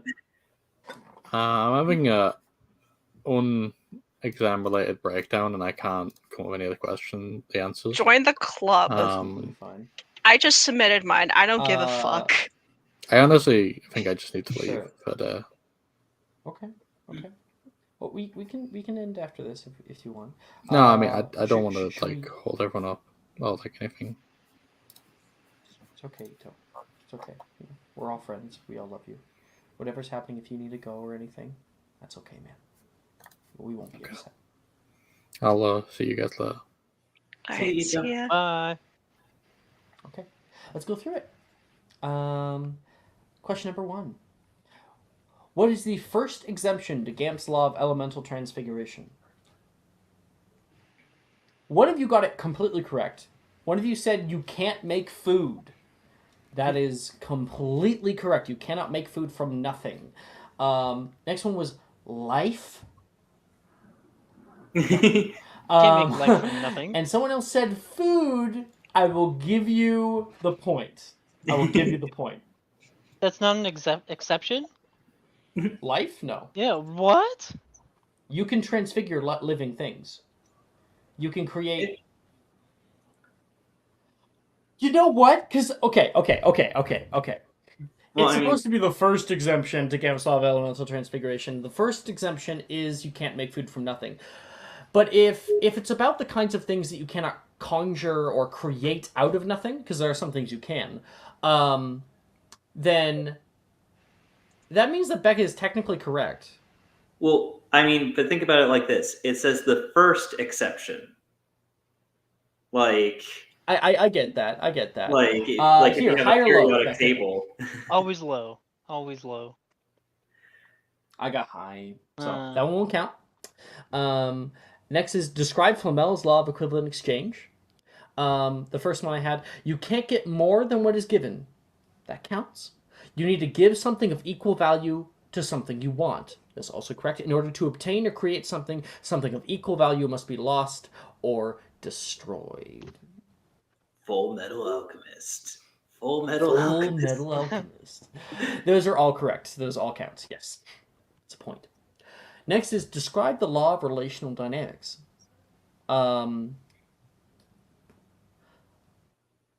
someone rolled a 23. That will count as 2 points. Yes, thank God.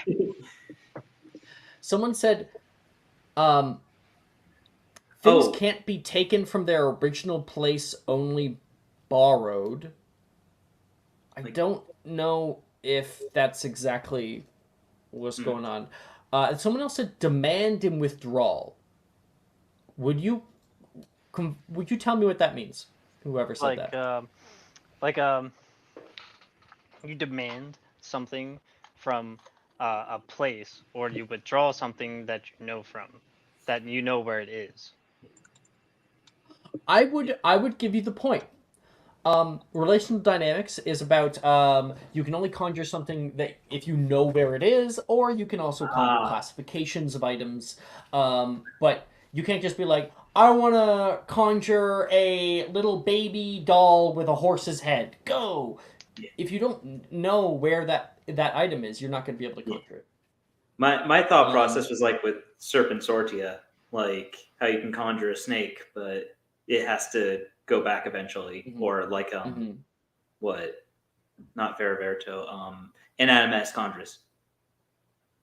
Unfortunately, that's not relational dynamics. You are correct, but that is not relational dynamics. Dang it.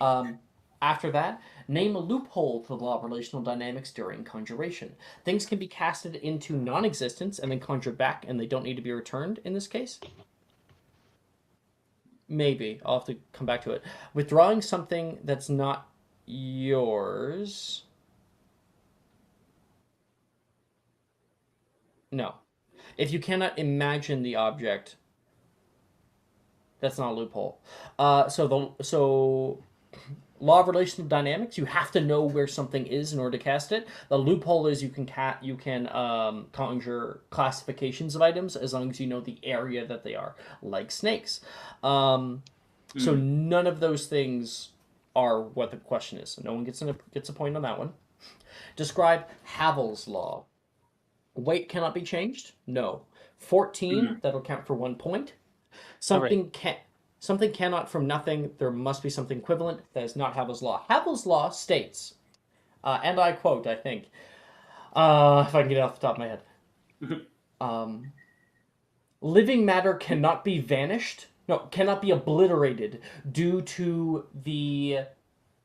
cannot be vanished due to the inability to obliterate fourth dimensional constants. That is the whole answer. That's the 2-point answer.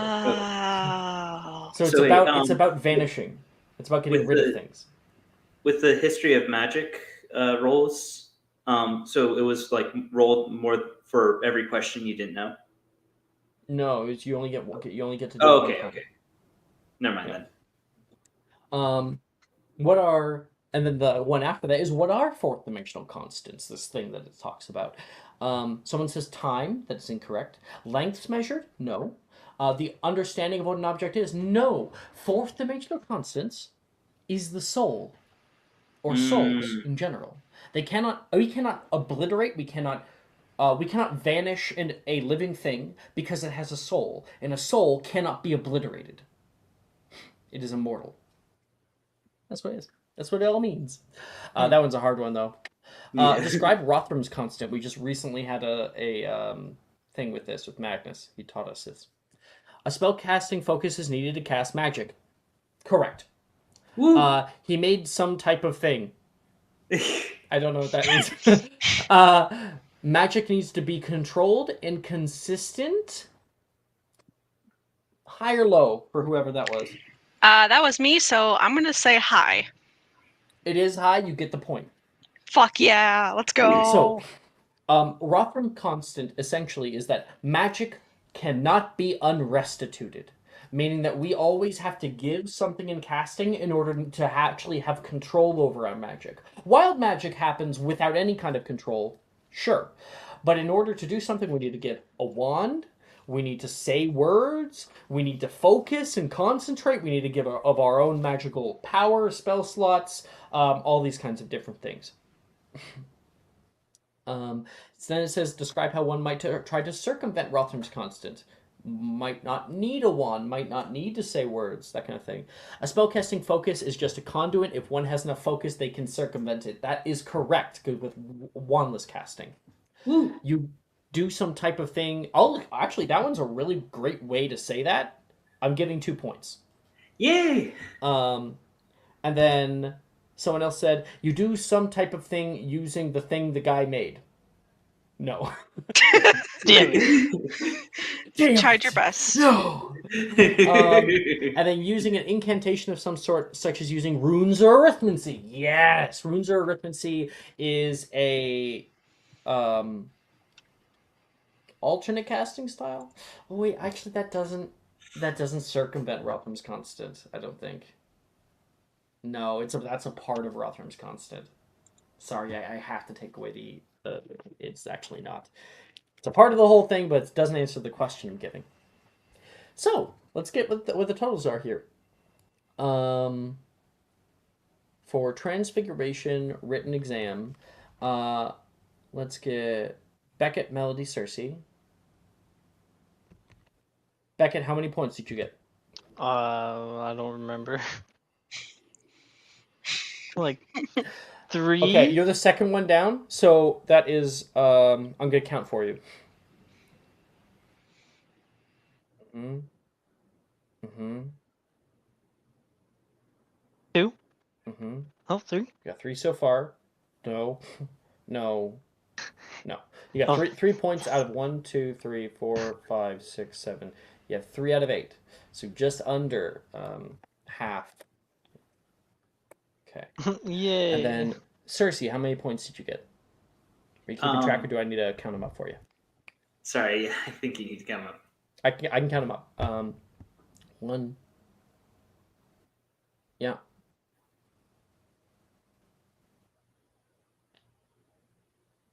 No, I don't think I gave you the point for that one. I don't think I gave you the point for that one because it wasn't about it. No. No. Correct. And then I gave you 2 points. It's 5 out of 8. Woo. That's a pass. It sure is. Melody, let's see. Do I need to count it up for you? Please. Yeah, I don't need worry, help. don't worry. I should have told you guys to be counting when I was giving them out anyway. Melody, so correct. Yep. Actually, I gave you 2 points for that one. I gave you another 2 points because of your high roll. No. No. No. I think I gave you, yeah, because we did like a higher low. So you got the point. And then I didn't give you the last one. So that's 6 out of 8. Pretty good. You could just see Beckett. Melody's. Yeah. Beckett got a P, Cersei got an A, and Melody had an E. And woo. All right. And I think that's probably where we'll end it for tonight. So that we can have Oliver back. Hopefully Ito feeling a little bit better. Shoot him a message of support. We don't need to, harass him, but shoot him a message of support. Show your love for him.